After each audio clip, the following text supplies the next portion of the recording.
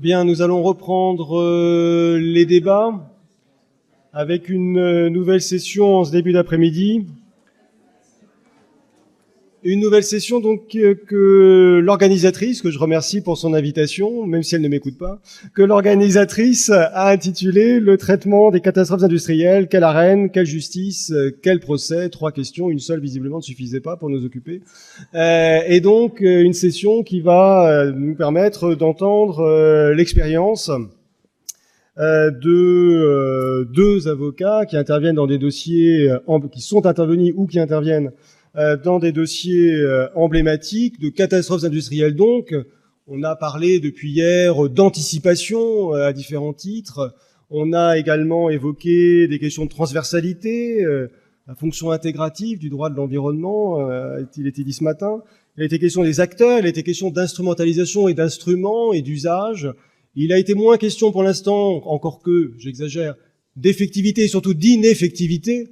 Et là, en l'occurrence, précisément, c'est la question qui est posée, notamment au droit pénal. La difficulté, c'est que le droit pénal est lui-même fragilisé par son ineffectivité, et le droit pénal du travail et le droit pénal de l'environnement. Donc je ne sais pas, lorsqu'on les croise, ce que ça peut donner, mais on peut être modérément optimiste. Modérément. C'était le mot, effectivement, sur lequel je souhaitais porter l'accent. Donc, en l'occurrence, je vais laisser la parole à nos 2 intervenants de cette session. Maître Vessière, qui est donc avocate au barreau de Toulouse et qui va d'abord évoquer son expérience liée au procès AZF, à la procédure AZF. Et ensuite, Maître Rose, qui est avocat au barreau de Rouen et qui intervient dans le dossier Lubrizol en ce moment même.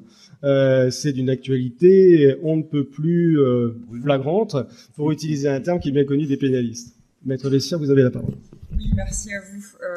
Oui, donc j'interviens aujourd'hui pour un petit retour d'expérience, un humble retour d'expérience sur cet accident de AZF qui maintenant est assez ancien parce que c'est une catastrophe industrielle d'envergure.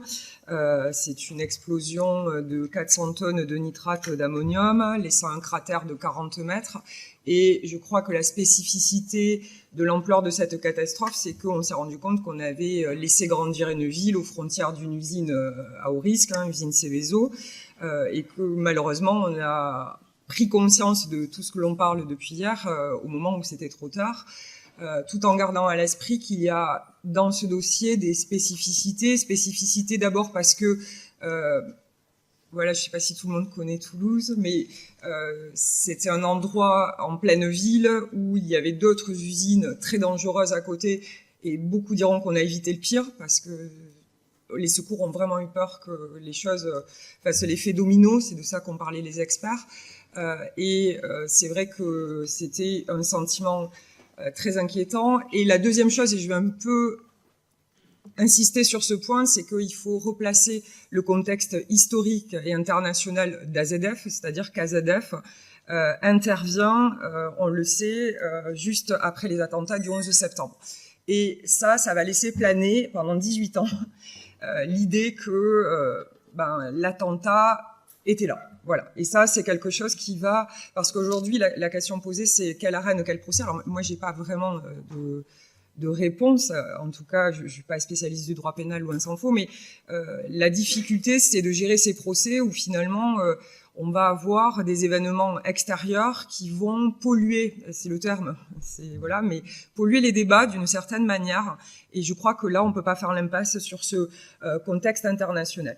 Ce contexte international qui va se nourrir aussi des déclarations de monsieur le procureur de la République qui, le 24 septembre 2001, donc on est vraiment à 2 jours de l'explosion, va indiquer dans une conférence de presse dont il dira quelques années plus tard que c'est une maladresse de communication, qu'il s'agit d'un accident à 90 voire 99%. Et ça, la presse va s'en emparer et on va s'en faire des échos pendant toute la durée de l'enquête, de l'instruction, mais l'ouverture du procès va s'ouvrir dans ce contexte où on nous cache la vérité. Voilà, c'était un peu l'idée de ce procès. Et je ne sais pas si tout le monde se rappelle de l'ouverture de ce procès en 2009, donc d'abord qui rentrera jamais dans le palais de justice de Toulouse, donc on est obligé de faire ça plus loin parce qu'il n'y a pas la place. Pourquoi il n'y a pas à la place? Parce qu'on a 3000 constitutions de parties civiles, on a 80 avocats du côté des parties civiles, on a 109 tomes de dossiers, donc c'est quelque chose qui est faramineux, et c'est vrai que quand le procès va s'ouvrir, tout le monde a conscience qu'il va falloir explorer toutes les thèses. Et toutes les thèses, c'est celle évidemment de l'attentat, c'est évidemment celle de l'accident chimique, mais ça va être tout et son contraire, puisque on va évoquer la météorite, le missile, l'arc électrique, enfin tout ce qui est possible et inimaginable, un avion qui aurait été vu, la perception des événements, et ça va être quelque chose de très dur, parce qu'il va y avoir une multitude d'experts pour essayer d'expliquer ce phénomène. C'est que il y a deux camps qui s'affrontent. D'abord à l'ouverture du procès, c'est est-ce qu'il y a eu une seule explosion ou est-ce qu'il y a eu deux explosions? Et ça va être aussi un débat très long pour arriver à expliquer comment certaines personnes affirment, et il y en a beaucoup qui affirment avoir entendu deux explosions. Donc ce procès s'ouvre dans un scepticisme ambiant, et beaucoup vont se constituer en association pour dire en réalité toutes les pistes n'ont pas été explorées. Du côté de la CFDT que je représentais à l'époque, au niveau, il y a quand même aussi quelque chose de compliqué, c'est que la CFDT comptait parmi ses adhérents des militants et des salariés de l'usine, et les salariés de l'usine eux-mêmes avaient du mal à entendre certaines critiques de leur outil de travail, donc c'était très compliqué pour eux. Ils trouvaient qu'en réalité, il y avait eu trop de critiques sur cette usine que certains avaient qualifié d'usine poubelle. Et ça, c'était très difficile à entendre pour les salariés qui étaient absolument pas d'accord avec ça, qui étaient d'accord pour qu'on explore le contexte organisationnel, le problème de la sous-traitance, le problème des respects des normes de sécurité. Alors certes, il y en avait moins, ça je vais pas vous dire l'inverse, puisque on pourra au moins dire que AZF a servi de retour d'expérience et je pense de création quand même de mesures de sécurité plus adaptées pour les Céveso, mais ils étaient d'accord pour qu'on explore ça, mais par contre de réduire l'idée au fait de dire l'usine était pourrie, l'usine n'était pas conforme, c'était très dur à entendre pour eux. Donc l'enquête judiciaire va être très complexe, très complexe, à cause de l'importance de la catastrophe, de gigantisme de la scène d'explosion, parce que les photos sont vraiment, c'est une explosion qui a fait des dégâts énorme. La priorité qui a été donnée au secours, ça c'est vraiment quelque chose qui a duré très longtemps. Pourquoi? Parce que on est dans la spécificité de l'accident industriel. Et comme je l'ai dit tout à l'heure, on ne sait pas trop ce qu'on va trouver sous les décombres.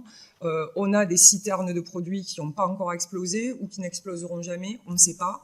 Et les secours travaillent dans des conditions extrêmement compliquées. Et les enquêteurs vont dire, quand ils vont être auditionnés, qu'ils n'avaient même pas connaissance de l'organisation du site, on ne trouve pas de plan, on ne sait pas où sont les choses, donc ça devient très compliqué.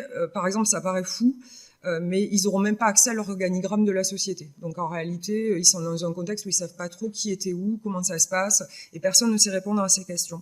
Donc ce travail d'audition va être gigantesque. Pour vous donner une idée, du 21 au 28 septembre, 400 PV d'audition vont intervenir.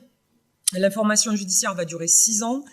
7400 documents, je l'ai dit, 109 tomes de dossiers, donc on est sur un travail absolument gigantesque. La piste de l'attentat, j'y reviens, pourquoi? Parce qu'il y a la chronologie des événements, mais il y a autre chose qui va se passer, c'est que on va nourrir la thèse de l'attentat, puisque la veille des faits, il y a une altercation verbale qui intervient au sein de l'usine avec un chauffeur routier qui participait aux travaux des matériaux produits par l'usine, donc à savoir des matériaux et substances dangereuses, qui a un drapeau américain dans son camion en signe de soutien à ce qui vient de se passer aux États-Unis, et un intérimaire sur site qui va avoir une altercation grave avec lui ce jour-là. Ça, c'est des témoins qui le rapportent. Et quand on va procéder à l'autopsie de M. Manjoubi, puisqu'il s'appelait M. Manjoubi, on va se rendre compte qu'il portait un short, ça paraît maintenant un peu décalé, mais un short, 3 caleçons et un slip. Et de là, on va dire qu'il y a un problème avec cette personne. Donc il va y avoir des perquisitions, des auditions de sa famille, et en plus on saura dans le cadre du procès qu'il y avait un rapport DRG qui avait été diffusé sur cette personne et qui disait qu'on aurait pu établir effectivement un lien entre la mort de cet intérimaire et son engagement islamiste. Donc tout ça pour dire que on n'a pas traité ce procès tout à fait uniquement sous l'angle de l'accident industriel, puisque il y a tout ça qui va... j'allais dire polluer les débats, je ne sais même pas si on peut dire ça, mais ça va être une instruction qui va être très dure. Et puis, pour être parfaitement honnête, les rumeurs qui étaient entretenues par la presse de manière très forte, hein, parce que la presse à ce moment-là nourrissait toutes les thèses possibles et inimaginables, on va se dire les choses, va bien arranger les industriels qui finalement n'étaient pas trop gênés par le fait qu'on puisse écarter leurs responsabilités au profit d'autres tests, parfois très fantaisistes, il convient de le poser. Donc effectivement, on va avoir ça, et on va avoir un autre phénomène qui est assez surprenant pour le souligner, c'est que quand on reprend un petit peu les documents, on se rend compte que les discours initiaux des chimistes, tous entiers, sont dans une dénégation de l'accident. C'est-à-dire qu'au départ, les chimistes disent c'est pas possible. Certes, il y a des produits dans cette usine, mais il n'y a pas l'élément déclencheur qui expliquerait qu'il y ait une explosion. Et puis, il y a le côté à l'époque, et ça, je pense que ça sera plus dur aujourd'hui, ça n'avait pas explosé avant, donc il n'y avait pas de raison que ça explose aujourd'hui. Voilà, ça, c'était l'idée générale et bien appuyée. L'usine est ancienne, elle est là depuis des années, ça n'a jamais pété, pourquoi ça aurait pété? Voilà, je le dis trivialement, mais c'était vraiment ce qui portait un petit peu les thèses de tous les... on pourrait dire complotistes, mais c'est pas tout à fait vrai non plus, mais voilà, c'était l'idée que ça avait toujours fonctionné comme ça. Pourquoi? Qu'est-ce qui aurait pu faire que ce jour-là, il y ait une difficulté particulière qui puisse expliquer cette explosion? Il faut rappeler le déroulé. D'abord, il y a l'ouverture de ce procès. L'ouverture de ce procès qui, en premier lieu, le procès il va durer 4 mois. Premier procès à Toulouse, tribunal correctionnel. 4 mois, des audiences tous les jours, des audiences très lourdes, des audiences techniques avec des experts, qui sont pas les explications ne sont pas à la portée de tout le monde. D'abord, ça, c'est une difficulté. Et sur ce procès, Grande Paroisse, qui est donc le nom de l'usine AZF, Grande Paroisse, et le directeur de l'usine, Serge Bichelin, vont être relaxés au bénéfice du doute.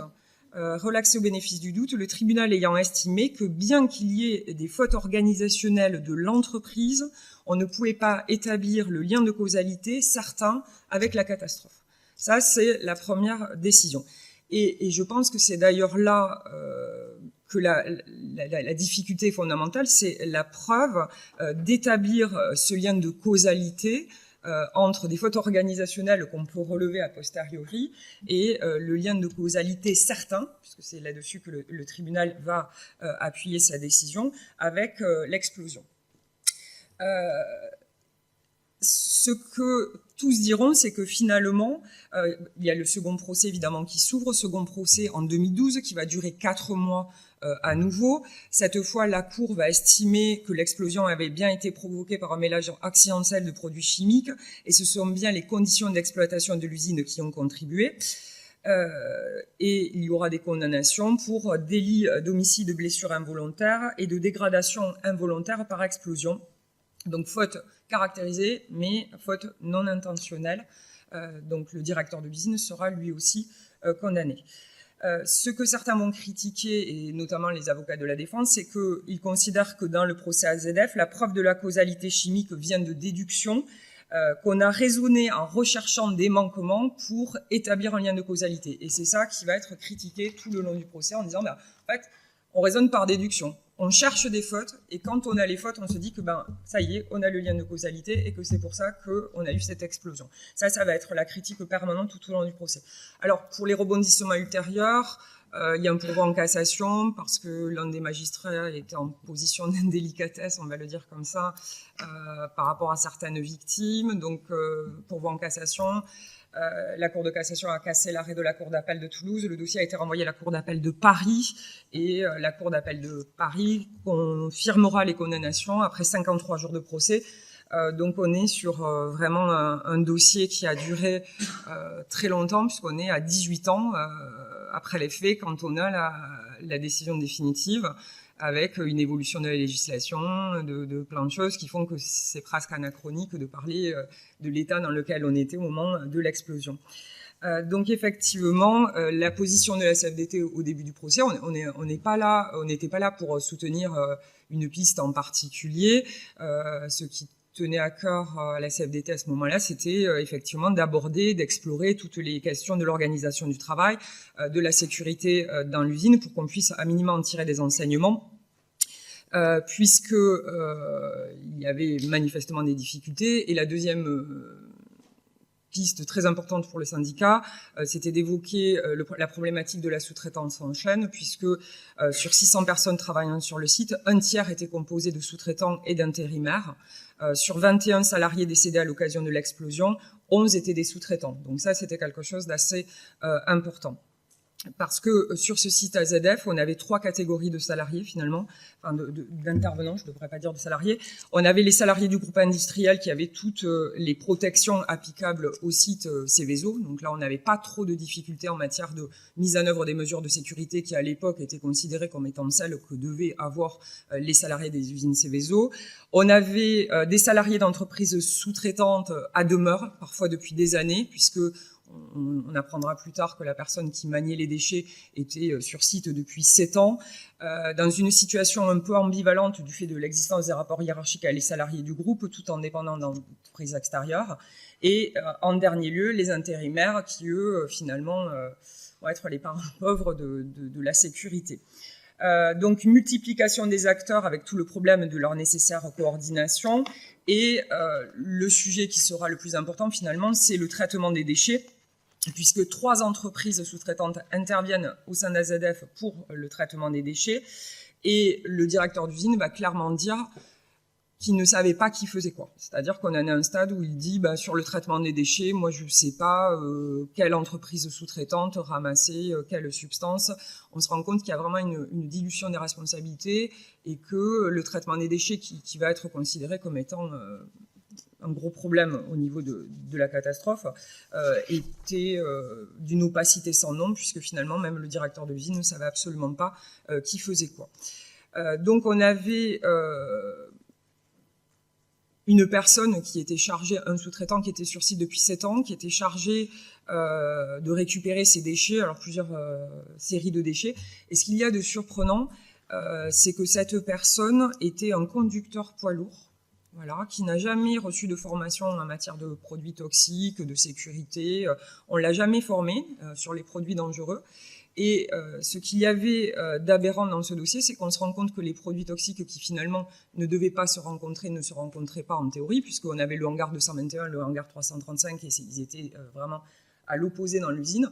Et ce monsieur qui n'avait aucune formation, on va lui expliquer qu'en fait, il doit ramasser les sacs contenant les substances dangereuses de toute l'usine. Donc en fait, on s'est vertué à stocker des produits à des endroits différents, tout en laissant un sous-traitant ramasser des sacs à la fois dans le 221, à la fois dans le 335, et en les jetant dans la même benne et en les stockant dans le même hangar tous les jours. Voilà, ça paraît aujourd'hui assez fou, mais c'est ça qui s'est passé d'un point de vue organisationnel. Donc c'est vrai que c'était très compliqué à l'époque d'envisager qu'il n'y ait pas pu avoir de mélange de produits, parce que quand on regarde la manière dont étaient traités les déchets, on peut se dire que effectivement il y avait une sacrée difficulté. Donc, au cours des auditions, on va se rendre compte que les bâtiments clés d'AZF n'étaient absolument plus gérés par grande paroisse, hein, c'est-à-dire que voilà, c'était quelque chose qui était relégué à la sous-traitance, et en réalité, on ne savait plus très bien qui faisait quoi.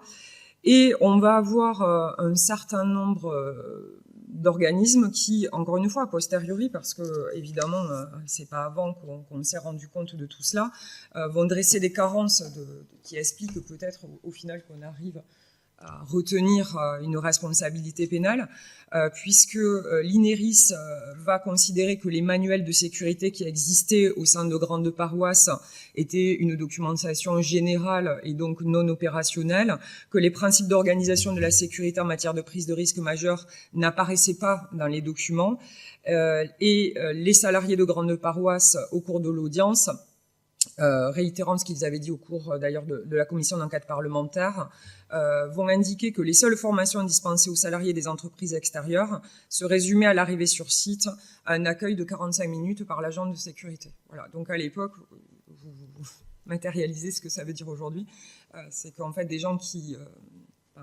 maniaient des substances dangereuses n'avaient absolument aucune formation, Et la difficulté de ce dossier, c'est qu'on parle évidemment pas des salariés de grande paroisse, mais de tous ces gens qui intervenaient sur site. Et c'est là qu'AZF a peut-être permis un certain retour d'expérience et une prise de conscience de cette dilution de la responsabilité. On va avoir aussi l'inspection du travail, évidemment, qui va intervenir, qui va considérer qu'il y a des violations du décret de 92 qui peuvent être constatées, puisqu'on va avoir un rapport d'enquête de l'inspection du travail le 21 mars 2002, et plus particulièrement un DPV dressé par l'inspection du travail, qui va lister un certain nombre de violations à des prescriptions particulières en matière d'hygiène et de sécurité. On va notamment relever l'absence d'inspection commune préalable à l'exécution des prestations des différentes sociétés sous-traitantes, l'absence de visite d'inspection des lieux durant l'exécution des opérations des entreprises extérieures, des carences d'informations, puisque dans les documents remis lors des réunions organisées avec les entreprises extérieures pour faire des bilans en matière de sécurité, le risque d'explosion n'était pas traité du tout. Donc, c'est-à-dire que personne n'avait conscience que les nitrates qui étaient stockés avaient un risque d'explosivité. Absence de documents techniques traitant de l'intervention des sous-traitants, absence de procédure de contrôle pour vérifier l'application des mesures de sécurité. Et l'inspection du travail va considérer, et c'est les mots employés, que les salariés sous-traitants agissent de manière isolée, qu'ils étaient livrés à eux-mêmes et qu'il y avait une perte de visibilité et de conscience entre le travail prescrit et le travail réel. C'est en tout cas ce qui va être mis en avant par ces différents organismes. Voilà, donc aujourd'hui, c'est vrai que Michel va rentrer dans ces phases. Moi, voilà, ce que l'on m'avait demandé aujourd'hui, c'était de faire un retour d'AZF, qui est maintenant quelque chose d'ancien, mais c'est assez surprenant, en tout cas de notre côté, de voir qu'on pense beaucoup au côté technique, aux problèmes chimiques, mais ce procès aura été un procès plus de l'organisation du travail, de l'organisation urbaine, parce que au départ, AZF, c'était pas dans Toulouse, très clairement, et puis la ville s'est agrandie. On s'est rendu compte qu'on avait ces usines très dangereuses qui étaient le périphérique, toutes les voitures ont explosé. Enfin, on était vraiment sur quelque chose d'anachronique, parce que l'usine était ancienne et qu'elle était maintenant plus du tout située au bon endroit. Bon, ça a été rasé depuis, voilà, ce n'est plus là, il n'y a plus du tout ces usines-là. Mais voilà, je crois que AZF a permis au moins une prise de conscience, enfin, en tout cas je l'espère, de ces problématiques-là. La décision, elle est toujours critiquée, elle le sera toujours. Notre confrère Soulaz la Rivière a sorti un livre il y a quelques années en expliquant que c'était le plus gros scandale au niveau des procès, qu'il n'y avait jamais eu de preuves dans ce dossier. C'était la théorie de la défense, on peut l'entendre, mais voilà, c'est vrai que sur ces dossiers-là, je pense que le plus compliqué, c'est les liens de causalité pour répondre à la question du pénal. C'est-à-dire que, oui, on se rend compte qu'il y a une responsabilité du fait des choses, ça, c'est pas un problème, mais de là, on tire une conséquence pénale, c'est parfois très compliqué. Voilà.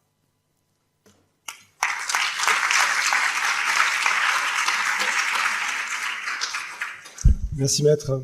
Maître Rose. Oui, alors, intervention sur Lubrizol avec la limite du fait que je suis encore soumis au secret de l'instruction, même si beaucoup d'éléments sont sortis dans la presse. À l'écoute de ce que tu viens de dire, Pauline, je me dis, sur le plan pénal, strictement pénal, on n'a rien appris d'AZF chez Lubrizol. Rien. En termes d'organisation de l'instruction, du procès pénal. Alors oui, peut-être que le parquet a réussi quelque chose dans LZ, c'est de circonscrire la parole et de la bloquer de deux façons. D'une part, en tentant dans un premier temps d'empêcher certaines constitutions de partie civile, et notamment celle des syndicats professionnels de salariés, et peut-être également de ne pas permettre, car aujourd'hui c'est le cas, qu'une expertise judiciaire décidée par un juge d'instruction en toute indépendance, avec un expert impartial ou des experts impartiaux, soit mise en place. La particularité de LZ, c'est que, entre guillemets, l'expertise qui est aujourd'hui terminée a été mise en place dans le cadre de l'enquête préliminaire, le parquet requérant le service scientifique de la gendarmerie pour faire l'enquête.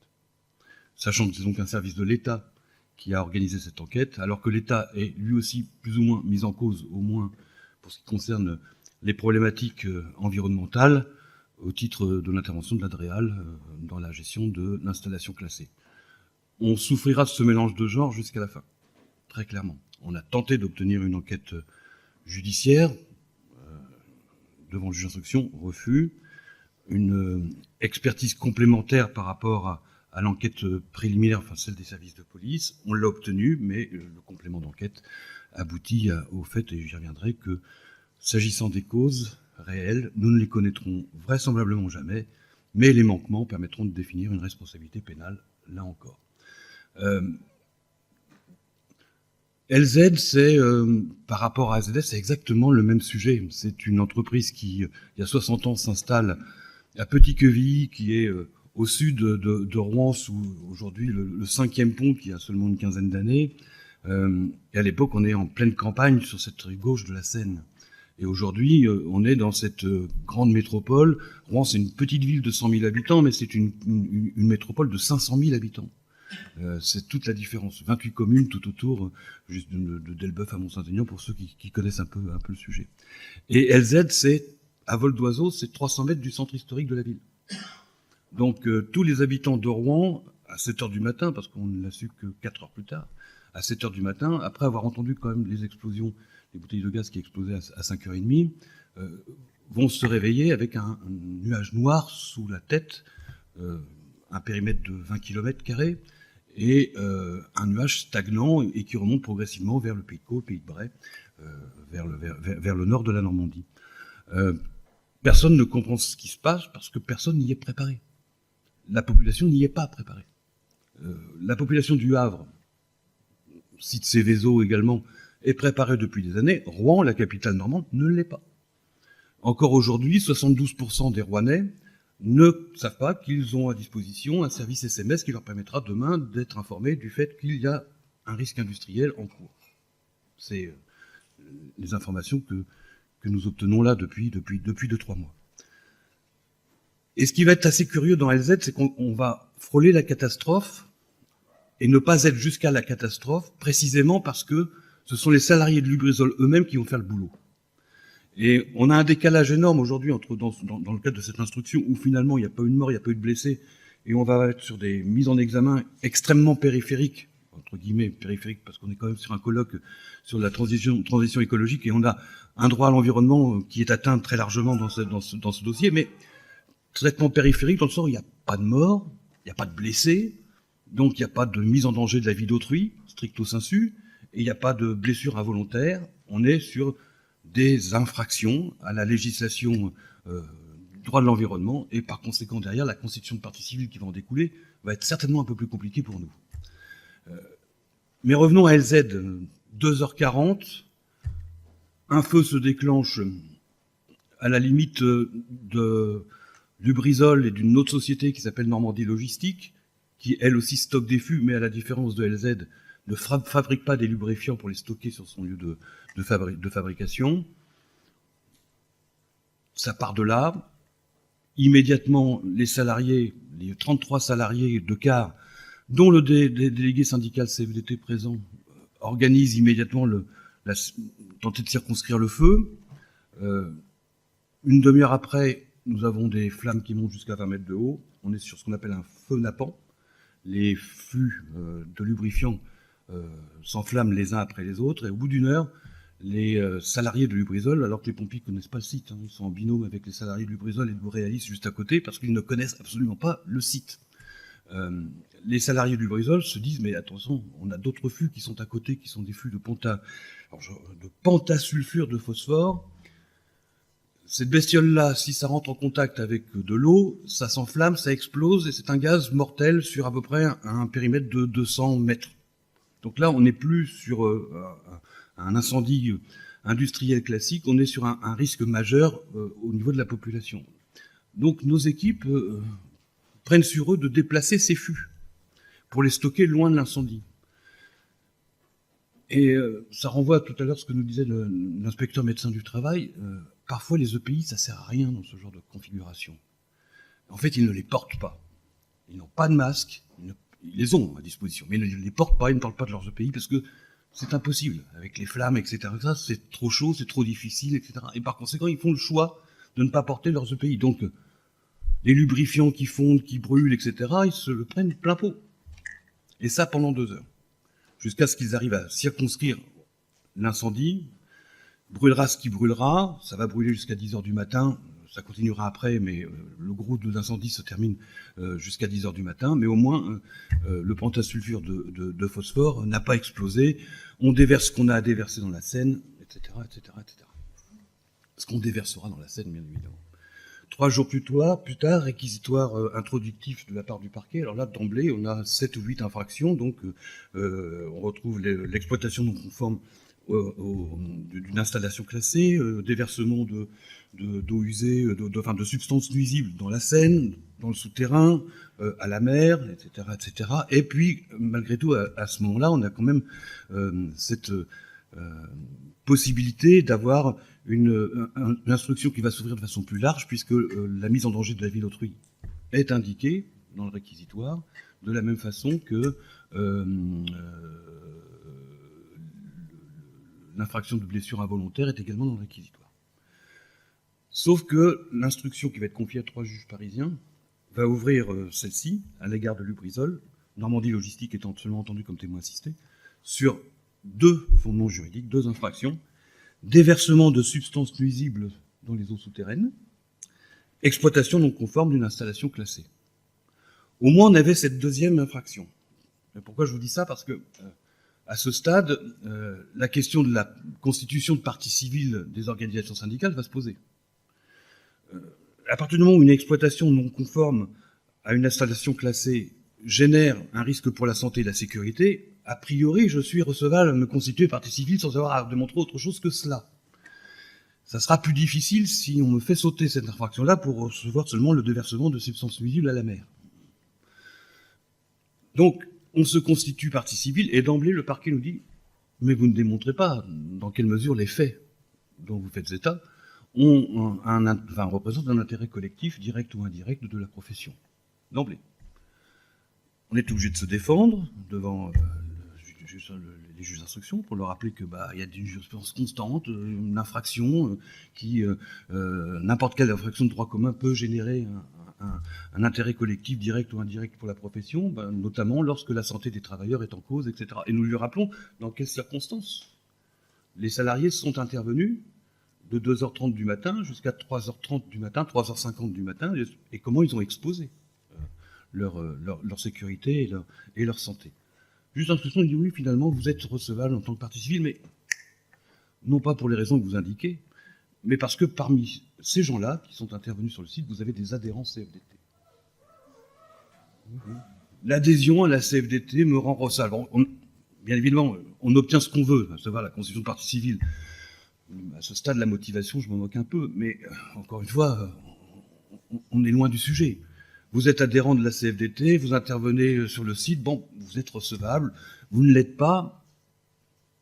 La mise en danger de la vie d'autrui n'est pas retenue, mais par contre, l'infraction aux installations classées l'est, la santé-sécurité est en jeu, mais ça ne me suffit pas. Dont acte. Je pense qu'on aura ce débat-là de nouveau lorsqu'on sera renvoyé devant le juge correctionnel. Donc ça a été une première difficulté qui a été assez mal vécue de la part des équipes. Il faut imaginer que le 26 septembre, lorsque le feu prend et que Lubrizol est mis à l'index, la mairie de Rouen, c'est une mairie dirigée par des socialistes et des écologistes. Et ce qu'on a entendu immédiatement, c'est les 23 usines Céveso au bas de Rouen, dehors. 8000 emplois induits, etc. Inaudible. Ça me renvoie à ce qu'on entendait ce matin, ce que nous disait Céline ou le professeur Géa, à savoir que oui, on est dans un droit du travail à l'époque, on est encore dans un droit du travail où l'emploi compte plus que la transition écologique, où tout ça est un peu compliqué, cette transversalité du droit de l'environnement par rapport à l'emploi, c'est encore des choses à construire. Et ça ne nous aide pas d'avoir des politiques qui, dans ce cas-là, nous disent mais la solution, c'est dehors. Face à des gens, des salariés, qui vont se faire accuser d'avoir mis en danger les leurs, leur entourage, la population, etc., etc., etc. Donc on est confronté à ça, et il est important pour la CFDT de pouvoir être représenté. Et là encore, pouvoir, le cas échéant, travailler sur ces questions d'organisation.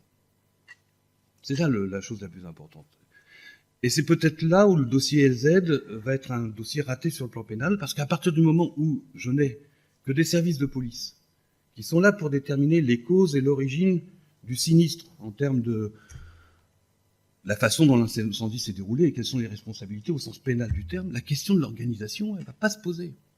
Elle ne va pas se poser de la même façon qu'elle se serait posée dans le cadre d'une expertise judiciaire où on aurait pu poser d'autres questions aux experts judiciaires à travers des interventions de partie civile. Là, on a un débat qui est strictement circonscrit à ce que le parquet a décidé de faire dans le cadre de l'enquête préliminaire, validé par des juges d'instruction, à savoir, est-ce que ce sinistre peut avoir une origine extérieure, et si c'est une origine intérieure, comment ça s'est passé sur le plan strictement factuel, mais certainement pas sur le plan de l'organisation. Et ce débat-là, on ne va pas l'avoir devant le juge pénal. Et je pense qu'on ne l'aura pas. On va l'avoir dans d'autres cadres, et j'y reviendrai après, parce qu'il y a des dégâts périphériques par rapport à tout ça. Parce que quand on ne parle pas de ces choses-là dans un cadre normal, ça revient par la fenêtre. Et c'est un peu logique. Alors, ce qu'on a peut-être appris également de l'AZF, finalement, du côté des entreprises, parce qu'à AZF, on connaît aussi une grande paroisse, on avait une usine grande paroisse à Rouen également. C'est pas celle-là qui a sauté, c'est LZ. Enfin, elle n'a pas sauté. Voilà, c'est LZ qui était pas très loin. Ce qu'ils ont appris, c'est à communiquer. Voilà. Très clairement, ils communiquent superbement bien. Et cette communication, elle a commencé dès le départ, lorsque les mises en examen sont tombées. Donc on a aujourd'hui 4 mises en examen, déversement des substances nuisibles, exploitation non conforme d'une installation classée, déversement de substances nuisibles dans les eaux et non pas seulement dans les souterrains. Et la 4e mise en examen, ça va être un peu plus délicat, c'est rejet en eau douce de substances nuisibles aux poissons.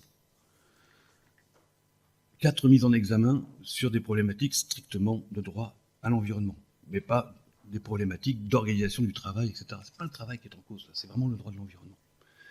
Et donc, à partir de là, LZ a complètement compris que ce qu'il fallait qu'il fasse sauter, c'est cette deuxième qualification, exploitation non conforme d'une installation classée.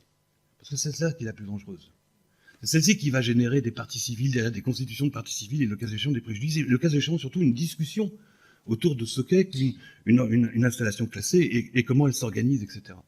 Donc, ils vont attaquer cette mise en examen et uniquement cette mise en examen sur ce terrain-là. Et à cet égard, heureusement que la CFDT et la CGT étaient là devant le juge d'instruction. Bien que notre constitution de partie civile soit contestée, ce sont vraiment les mémoires qu'on a pu déposer dans ce cadre-là qui nous ont permis d'obtenir, de faire en sorte que la nullité ne l'obtienne pas. Parce qu'on avait quand même des configurations un petit peu particulières, des gens de l'Adréal. Bon, là je rentre dans le secret de l'instruction. Non, je ne peux plus. Non, mais il y avait des informations contradictoires qui étaient données par les services de l'État à l'occasion de la recherche des causes et des... Bon, donc, mais ça, ils en reparleront à un autre moment. En tout état de cause, ils n'ont pas pu obtenir la nullité de la nullité de leur mise en examen. Donc on reste sur ce schéma-là, mais on reste uniquement sur ce schéma-là.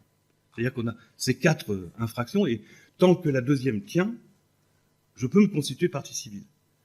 Mais il va falloir demain que je caractérise malgré tout, dans le cadre du fond, le fait que j'ai un intérêt collectif à défendre par rapport à cette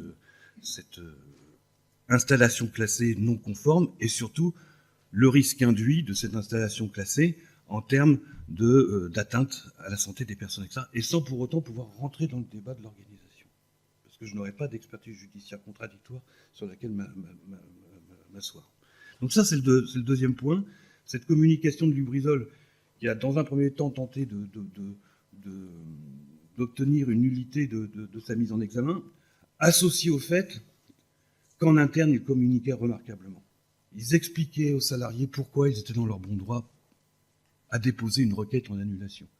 On a vu des choses assez remarquables où on livrait aux salariés et aux organisations syndicales des éléments de langage pour s'adresser à la presse, pour s'adresser à notre entourage, aux voisins, sur ce qu'était Lubrizol, ce qu'est Lubrizol, ce que sont les salariés de Lubrizol, etc. Donc une communication remarquable. Le service communication.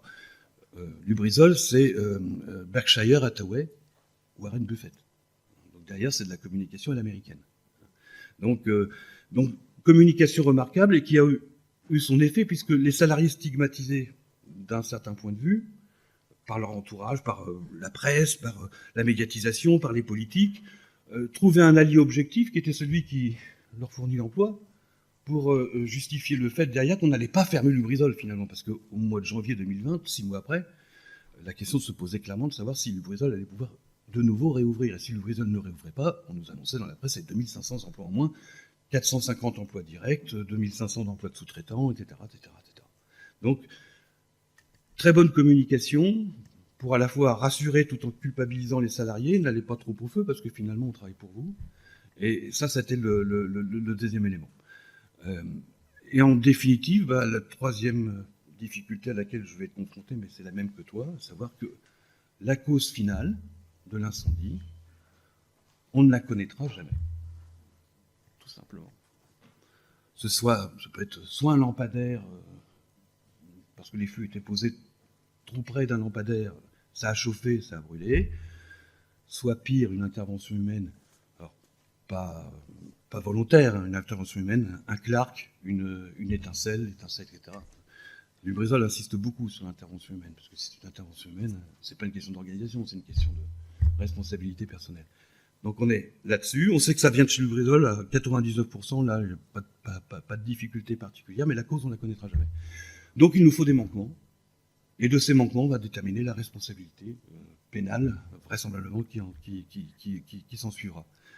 Avec cette difficulté pour nous de se positionner dans un débat qui n'est pas le nôtre finalement. Le débat de l'organisation, le débat sur la prise en compte de la problématique écologique. C'est quoi être un site Céveso aujourd'hui pour les organisations syndicales dans un centre-ville, comment on conçoit cette organisation, comment on y est associé, etc. etc. C'est pas au pénal que ça va jouer. Pour les organisations syndicales, ça va jouer ailleurs. Un dernier point, parce qu'il est...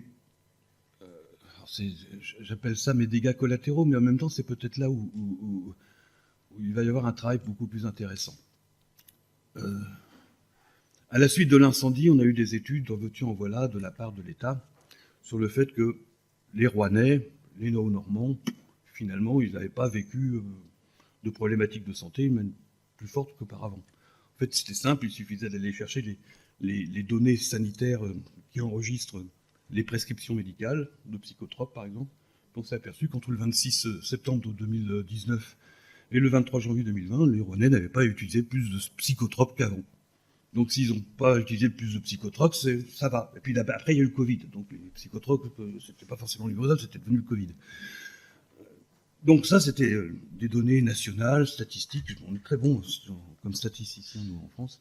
Et ces données-là ne correspondaient pas aux données que l'Université de Rouen a mis en place. Ça, un véritable collectif de 19 laboratoires, associés à plus de 110 scientifiques, ont mis en place des études qui continuent, très transverses, sur à la fois la modélisation de l'incendie et de ce type d'événements, topographie, vent, etc., etc., les populations concernées, un travail sur les impacts psychologiques, notamment, et on peut s'en douter, sur les adolescents et les jeunes adultes, qui, eux, se sentent beaucoup plus concernés par ces choses-là que les anciens ou les vieux comme moi, peut-être, parce que pour eux, le mur, c'est devant, et ainsi de suite. Donc on a des super rapports extérieurs, mais qui ne vont pas alimenter le pénal, mais qui vont alimenter notre réflexion ailleurs. En l'occurrence, ailleurs, c'est quoi?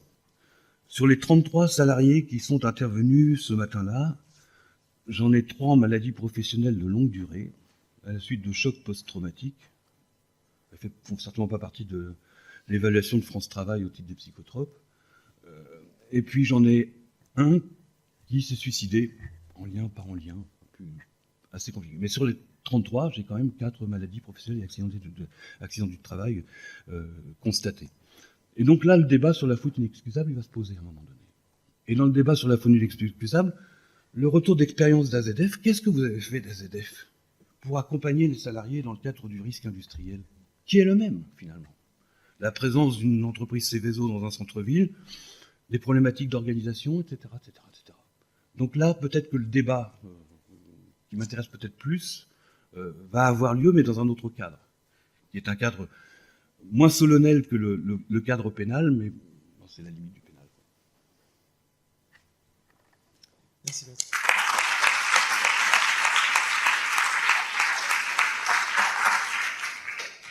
Maître Vessière, vous voulez ajouter quelque chose en réaction pour l'instant? On va prendre des questions de la salle pour nos intervenants. Oui, Coralie.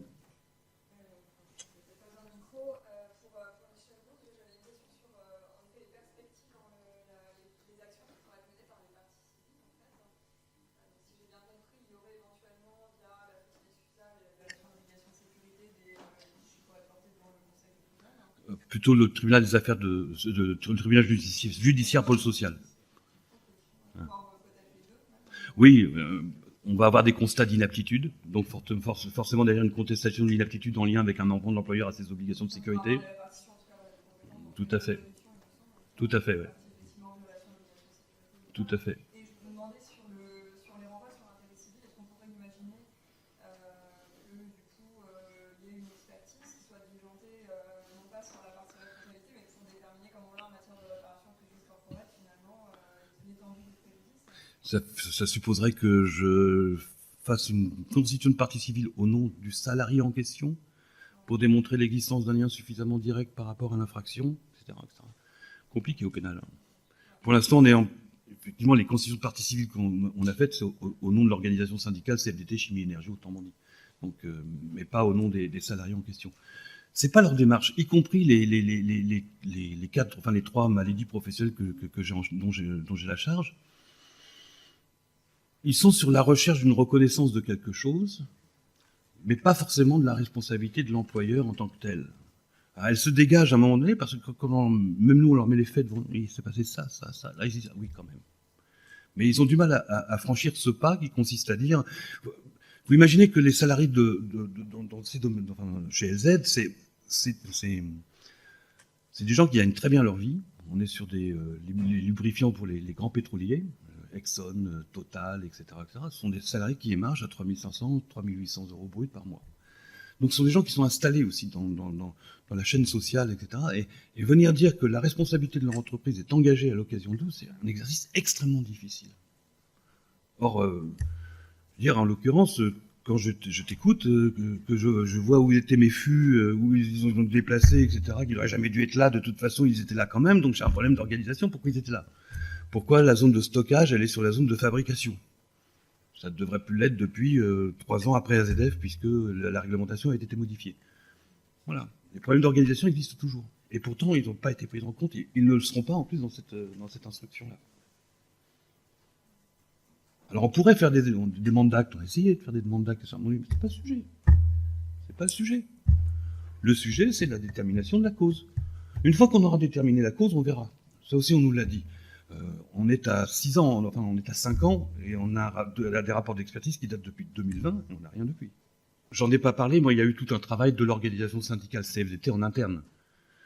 Derrière il y a une expertise, plusieurs expertises C2ST, l'organisation syndicale a proposé également des pistes, etc. etc. Donc on a eu ce travail-là sur le rôle de la sous-traitance, en l'occurrence pas forcément lié à l'incendie lui-même, parce qu'on n'avait que des équipes LZ sur le site au moment de l'incendie. Mais potentiellement, la question se poserait également de la même manière s'il y avait eu des sous-traitants. Donc la question notamment de la formation des sous-traitants, formation commune, déjà la même que chez les... Alors c'est même aller beaucoup plus loin, puisque aujourd'hui, on a comme je vous le dis, il y a 23 usines Céveso autour de Rouen, dont 12 Céveso eau. Alors c'est intéressant parce qu'on a la cartographie des sites Céveso à Rouen est connue seulement depuis septembre 2024 officiellement. La métropole a enfin mis sur le site l'existant. Et puis ils vont plus loin puisqu'ils nous mettent également sur le site le nombre d'usines Céveso haut et bas qui se sont pris une mise en demeure administrative sur les 12 derniers mois. Donc sur les 23, je suis heureux de vous annoncer qu'il y en a 7 qui ont eu une mise en demeure cette année de conformité par rapport aux installations classées. On verra ce que la suite donne. Ce que je veux dire par là, c'est que ils essaient maintenant, au moins pour 3-4 d'entre elles qui ont les mêmes problématiques de risque d'incendie, etc. Je pense à Borealis, je pense à Ruby Terminal, qui est une filiale de Total, donc Lubrizol, de former de manière commune leurs salariés en termes de gestes pompiers, etc., plus leurs sous-traitants. Donc on avance sur ce terrain-là. Par contre, il faut reconnaître que depuis LZ, la réglementation a évolué, puisqu'il y a eu un renforcement du contrôle des installations classées, y compris notamment sur la question de la formation des sous-traitants et des équipes de sous-traitants. C'est que les installations classées, c'est un point de contact, y compris historique, entre le droit du travail et le droit de l'environnement. Et il y a quelque chose qui apparaît très fortement dans vos deux récits, c'est le rôle de la ville et de la centralité de ces installations-là dans les villes. Et moi, j'avais travaillé un peu il y a longtemps sur ces questions-là, mais ce qui est hyper intéressant, c'est que les questions de santé au travail, originellement, fin 18e, ne sont pas du tout pensées comme des questions spécifiques, mais au contraire comme une police de la ville et une police sanitaire de la ville, avec un rôle d'éloignement des installations les plus dangereuses. Et qu'ensuite, le décret de 1810, qui est un peu pensé comme l'acte fondateur du droit de l'environnement, va faire qu'il y a une entrée des inspections et des inspections dans ces installations dangereuses qui ne vont pas avoir des effets sur les installations techniques. Donc, on ne peut pas juste éloigner ces industries dangereuses, mais on va aussi jouer sur les installations à l'intérieur. Mais ça se fait avant la législation sociale, aussi au profit de l'effacement du corps de l'ouvrier. Enfin, je reprends l'expression ici d'un historien. Et ça apparaît très fortement dans ce que vous dites, c'est que chez Lubrizol, on ne voit plus les travailleurs. Enfin, le procès pénal refait effacer ces travailleurs-là.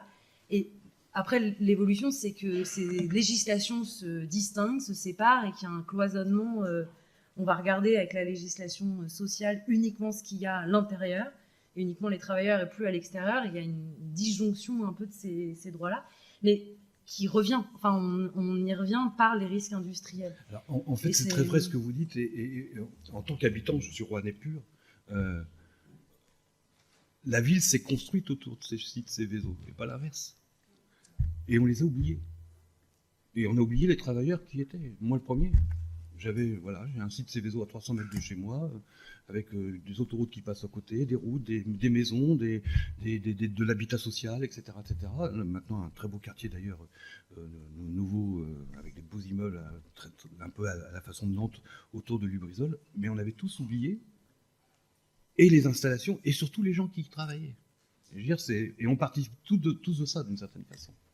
C'est assez paradoxal. Oui, peut-être, Georges Meyer, avocat. Peut-être en prolongement de la question qui a été posée, mais sous un autre angle, celui de la convergence des luttes.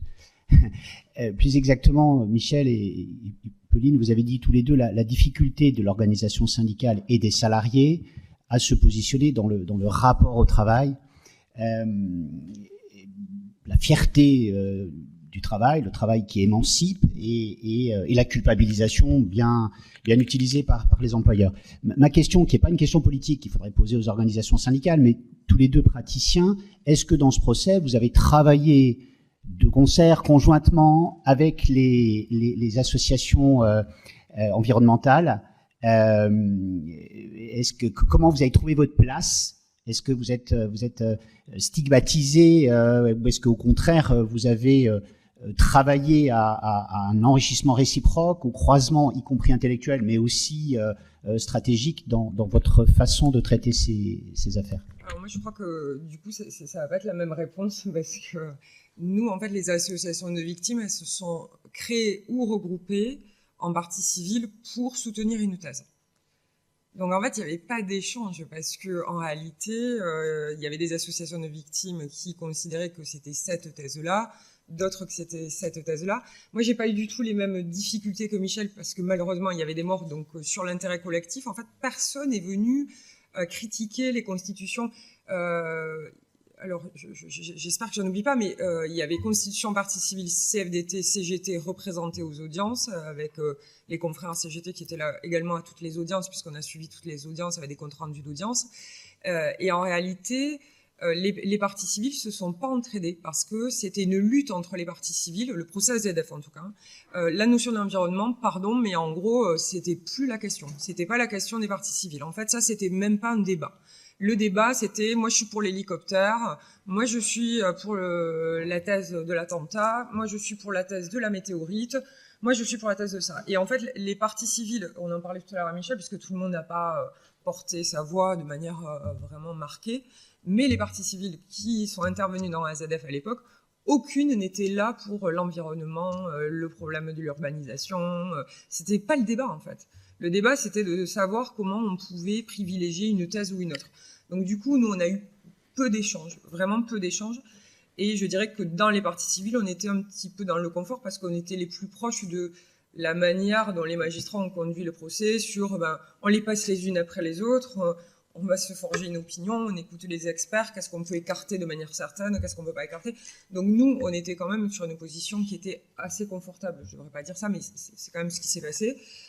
Mais non, absolument pas. Et je crois que c'était peut-être trop tôt pour porter cette voix de l'environnement. C'était même plus le débat. C'était vraiment la problématique d'organisation du travail et quelle est l'origine du mal. C'était vraiment ça. Je ne sais pas, Michel, si ça a un peu évolué, j'espère. Mais... La limite de notre intervention, Georges, tu la connais bien, hein, c'est la limite du mandat qu'on nous donne. Donc, ça ne nous empêche pas de réfléchir. Ça ne nous empêche pas d'aller recueillir des informations et, le cas échéant, de partager avec les conseils des associations de victimes ou de droit à l'environnement. Par contre, moi, j'y vois, alors pour l'instant, j'en suis là. C'est-à-dire que je recueille de l'information, je la partage avec les équipes, est-ce que vous êtes là-dessus, etc. Plus ou moins, parfois, ça peut être intéressant, etc. Ce que je vois, c'est qu'à un moment donné, ce débat-là, je vais l'avoir. Parce que ma constitution de partie civile, elle va être discutée quand je vais devoir plaider. Et là, pour le coup, je vais être confronté au droit de l'environnement comme étant un élément qui interroge et qui interroge encore plus. Et donc, je vais être obligé de dire aux équipes, qu'est-ce qu'on fait de ça ? Est-ce qu'on se contente de dire manquement à la sécurité, la santé, etc. Ou est-ce qu'on intègre le fait que les manquements que l'on constate au droit de l'environnement affectent directement votre santé, parce que ce sera quand même le vecteur, le marqueur que le juge pénal utilisera, mais au final, en appuyant là-dessus. Et là, je pense que je peux être suivi.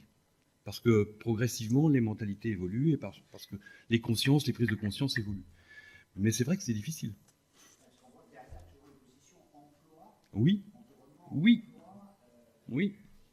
Mais en même temps, c'est aussi la façon dont le débat s'est posé à Rouen. Je veux dire, les politiques l'ont posé d'emblée, mais on supprime Lubrizol, etc. Donc en face, bon, en plus c'était complètement insensé.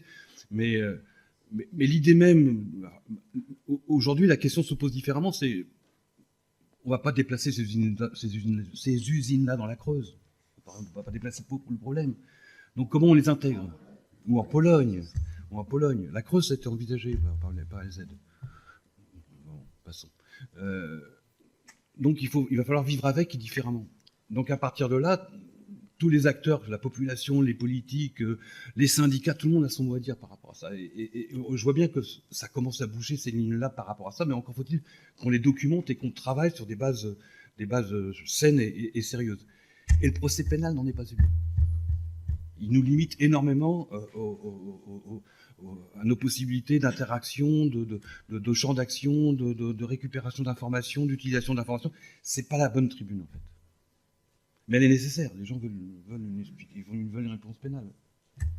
La catharsis du procès pénal. Alors nous, ça nous a un peu aidé parce que je crois qu'à la différence de toi, dans le cadre de l'instruction, ils ont récupéré beaucoup de procès-verbaux du CHSCT. On n'était pas dans le DGI. Mais en revanche, la thèse retenue... Oui, pardon. Non, oui. Non. Et je crois que ça a servi à deux égards. Ça a servi sur la détermination de la cause de l'accident parce qu'en réalité, ce fameux hangar de 121, on a retrouvé beaucoup de procès-verbaux du CHSCT qui indiquaient que la dalle de ce hangar était très dégradée. C'est ce qui a été retenu à la fin.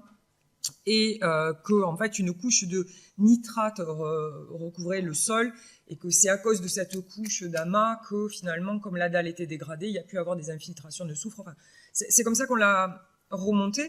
Et la seule preuve qu'ils avaient dans le dossier, c'était justement les procès-verbaux du CHSCT. Donc ça a été très important pour déterminer une cause qu'on discute ou qu'on ne discute pas, mais en tout cas, ça a servi pour ça.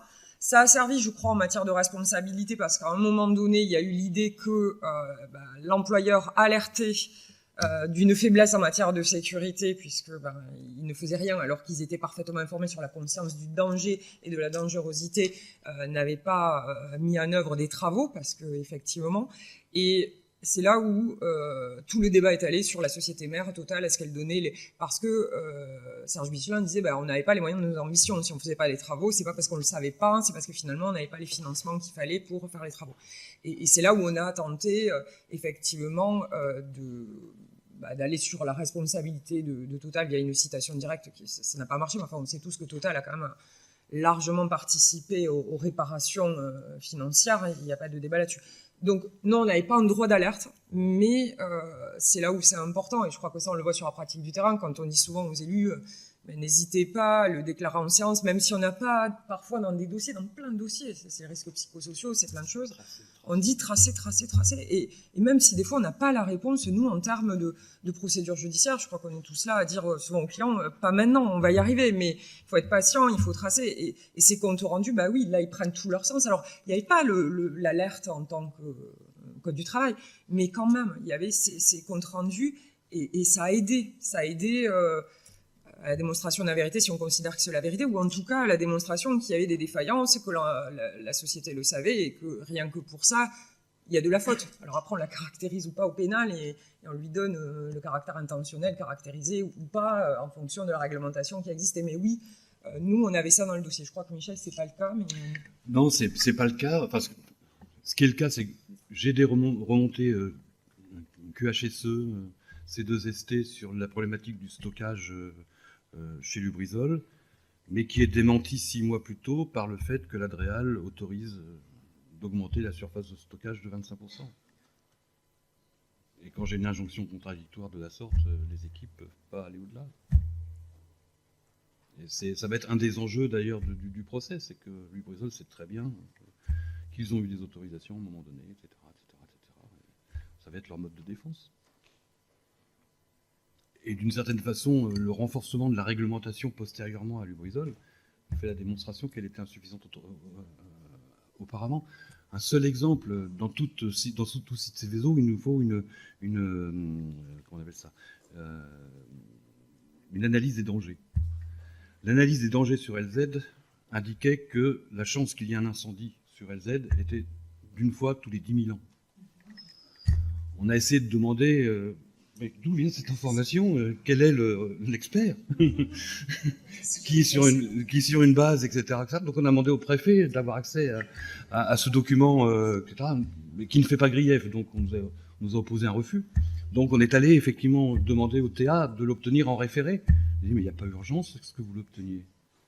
En juillet 2021, nous n'avons pas pu obtenir ce document qui documente le fait que tous les 10 000 ans, LZ peut sauter. Alors sur LZ, alors c'est pas nous qui l'avons mené, mais il y a eu un contentieux administratif qui a été lancé dès 2020 par un agriculteur, parce qu'il faut savoir qu'entre le 26 septembre 2019 et je dis pas de bêtises, le 18 octobre 2019, donc pratiquement un mois, toutes les exploitations agricoles du pays de Bray et du pays de Caux étaient fermées. Interdiction absolument de vendre, etc., etc. 700 000 litres de lait ont été jetés à la poubelle. Enfin, bref. Et donc, des agriculteurs ont lancé un procès contre l'État au titre de l'aléa anormal créé par l'inefficacité, l'inefficience de l'État, son inaction, par rapport à ce que doit être une exploitation agricole. Et ils ont gagné. Alors, il n'y a pas eu beaucoup de procès, il y en a eu 2. Mais ils ont gagné l'équivalent de la perte générée par cet aléa anormal, et plus le préjudice moral. 500 € TA, mais c'est déjà pas mal. Généreux.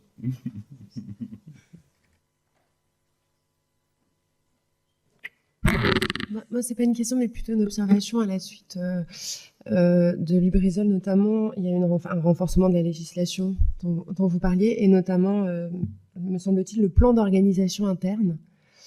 Donc c'est vraiment un commentaire. C'est juste que par ailleurs, j'ai entendu 2 avocates, Savine Bernard et Judith Krivine. Savine Bernard sur le Grand Puy, qui a voulu faire valoir dans le cadre l'organisation future, le fait que Total ne présentait pas un plan d'organisation interne qui est donc un plan résultant du code de l'environnement, me semble-t-il. Vraiment, je parle sous votre contrôle parce que c'est pas du tout ma spécialité. Et dans le cadre duquel sont prévues toutes les mesures en cas de risque majeur, et notamment de l'intervention des pompiers, puisque ça a posé problème à Lubrizol notamment. Et en fait, face à ça, où elle a demandé ce plan d'organisation interne pour l'organisation future, les juges lui ont répondu, dans la mesure où c'est pour une organisation future, il n'y a pas besoin on ne va pas exiger de l'employeur de présenter préalablement le plan d'organisation. Donc moi, ça m'inquiète un peu quand j'entends ça. Et Judith Krivine, pour Gazelle Énergie, s'est fait prendre, pareil, un refus de la part des juges dans le cadre du contrôle de la méthodologie. Alors là, c'était pas le POI, mais le plan de prévention classique de l'employeur, où elle s'est fait prendre un refus quand elle a demandé les informations sur la méthodologie d'évaluation des risques, et on lui a dit, hors de question, ça fait sourire ma collègue, mais c'est un problème. C'est-à-dire la législation avance, mais en fait, on n'arrive pas à la faire respecter non plus, quoi. En fait, les travaillistes, on connaît bien ça, c'est l'immixtion du juge dans la gestion de l'entreprise. Ils sont extrêmement frileux à le faire, y compris lorsqu'il s'agit de suspendre des réorganisations, etc., au nom de la santé et de la sécurité. C'est extrêmement difficile. Et la difficulté, c'est de passer d'une obligation de réparation à une obligation de faire. Et l'obligation de faire, c'est le juge qui l'ordonne. Et là, c'est le juge qui gère l'entreprise d'une certaine façon, ou qui fait un choix pour l'entreprise. C'est extrêmement difficile pour le juge. Même humainement, c'est extrêmement difficile. Donc l'obligation de faire se résout par des dommages-intérêts. L'obligation de ne pas faire se résout par des dommages-intérêts. C'est un peu la tendance qui se dessine à chaque fois, quoi. Une remarque et une question. La remarque, du coup, c'est ce qui est quand même très frappant dans vos deux exposés, puisque c'est le point autour duquel ils viennent graviter. À savoir que là, on est dans ces deux affaires qui pourtant relèvent d'un fait social total, qui engage des enjeux multiples à différentes échelles, des acteurs en nombre et en diversité absolument considérable, avec une temporalité, des temporalités qui s'échelonnent, qui s'enchevêtrent. Enfin, c'est quelque chose d'extrêmement global et complexe et systémique. Et pourtant, on est vraiment sur le clivage, puisque aucun des deux procès pénaux, si je vous entends, alors l'un n'est pas tout à fait achevé, donc et il est peut-être trop tôt pour être totalement pessimiste, mais aucun des deux n'arrive à prendre en charge cette globalité, puisque d'un côté, si j'ai bien compris, le procès AZF a laissé de côté la dimension environnementale, pour une large part, et parasité par d'autres considérations, plus ou moins instrumentalisées par certaines parties privées. Et de l'autre, c'est l'inverse. On prend en charge la dimension environnementale, mais c'est en excluant de ce fait la dimension sociale. Donc cette transversalité, cette articulation, cette hybridation peut-être, elle échoue dans les deux cas.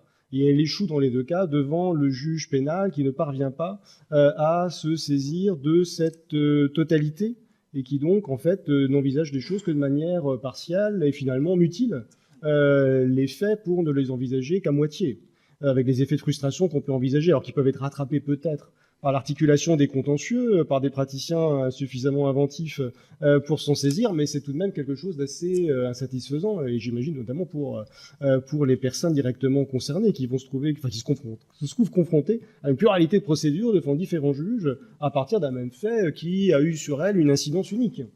Il y a quand même là quelque chose qui est assez difficile à comprendre, à gérer. Voilà. Donc ça, c'est tout de même. Donc si vous avez une réaction à ce propos, l'un ou l'autre, ça me paraît intéressant.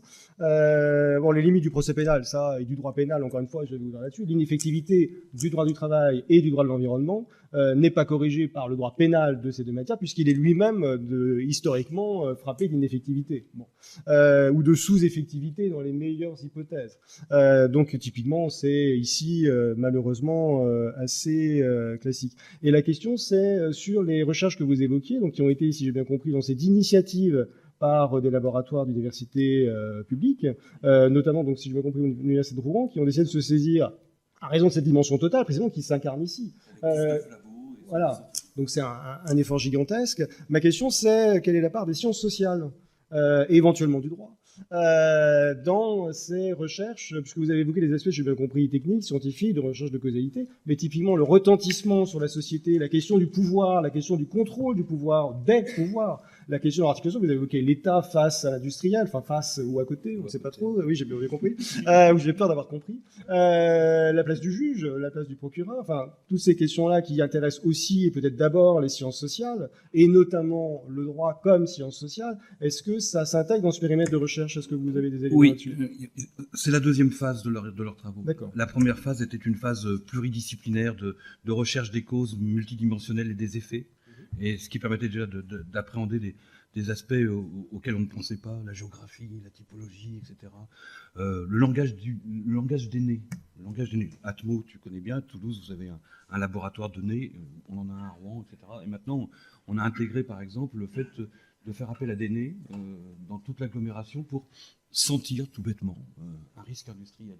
Donc, la deuxième phase, ça va consister à travailler en équipe multidisciplinaire, également sur ces aspects-là, voir comment on peut avancer dans chacun de nos domaines avec une transversalité. Enfin, je dis de nous, j'en fais pas partie, mais je trouve la démarche super intéressante et il faut l'encourager, quoi. Est-ce qu'il y a un lien entre ces... Alors parce que donc vous évoquiez à nouveau le clivage, le fait que ces éléments d'expertise, puisqu'ils ont aussi cette dimension-là, ils peuvent l'avoir, sont en dehors du prétoire pénal, en tout cas pour l'instant. Donc là encore clivage. Mais est-ce que en tant qu'acteur de ce procès et acteur de la société civile, vous avez une forme de collaboration avec ces collègues qui travaillent à titre scientifique sur ces questions? L'idée, c'est qu'ils travaillent en toute indépendance. L'un n'exclut pas l'autre. Ouais, mais par contre, que nous utilisions leurs travaux pour faire appel à une autre dimension du procès pénal qui n'émerge pas à travers l'instruction classique, oui, c'est bien évidemment le choix qui sera fait, quoi. Et donc, en attendant ça, j'entends bien cet effet de résultats et de résultats mis à disposition de la communauté qui pourra donc les exploiter dans différents usages. Mais ma question, elle est plutôt dans les résultats qui sont en train d'être produits. Est-ce qu'ils vous intègrent? Est-ce que, par exemple, vous avez la possibilité, vous avez été consulté, vous avez la possibilité de poser des questions C'est un débat de scientifiques. Ce sont des scientifiques qui se sont emparés de faits et qui travaillent sur des faits. Ensuite, ils vont travailler avec des sociologues, etc., pour faire émerger des pistes de réflexion auxquelles on sera forcément, à un moment donné, appelés à travailler. Je pense que lorsqu'ils vont travailler avec les organisations syndicales, à un moment donné, ils vont les interpeller et on sera dans la boucle. Mais à ce stade-là, on est vraiment sur un travail de scientifique pur. Et c'est en cela que je trouve ce travail remarquable, parce qu'il est fait à côté de l'instruction. Donc c'est l'université publique qui a décidé de s'emparer d'un sujet, d'occuper ses scientifiques sur un sujet certainement comment dire, très documenté mais peu rémunéré. Et c'est un travail remarquable. Et si on n'a pas ça, on n'a pas cette réflexion multidimensionnelle sur cette évidence.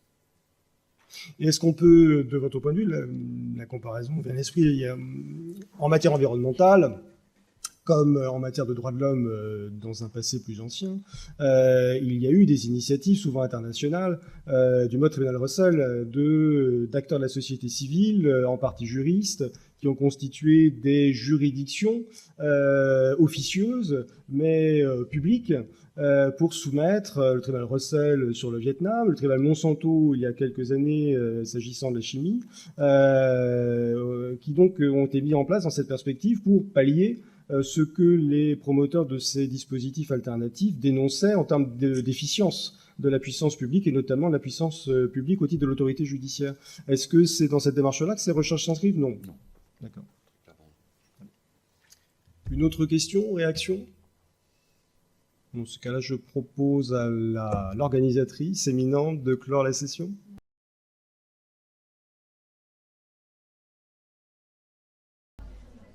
Bien, nous allons attaquer la dernière session avant les propos conclusifs. Dernière session qui va être consacrée à la question de des protections sociales, parce que tu as mis des DS, Josépha, dans le programme, et c'est sans doute à dessein, j'imagine. Donc la séance porte sur repenser les protections sociales à l'heure de la transition écologique. Et j'ai le plaisir de devoir gérer le temps de Ilyas Ferkan, qui est enseignant-chercheur à l'Université Littorale Côte d'Opale, et de Tristan Pellerin, qui est doctorant en droit à l'Université de Rennes et au laboratoire IOD. Et l'avantage, c'est des gens de grande qualité et qui sont des spécialistes de protection sociale, et il n'y en a pas tant que ça. Voilà. Qui connaissent bien les valeurs également portées par la protection sociale. Donc je cède tout de suite la parole à Ilyas Ferkan sur la sécurité sociale écologique et alimentaire, un renouveau pour la sécurité sociale, point d'interrogation. Merci beaucoup Ilias, on va laisser le temps à Tristan d'installer son diaporama. Donc je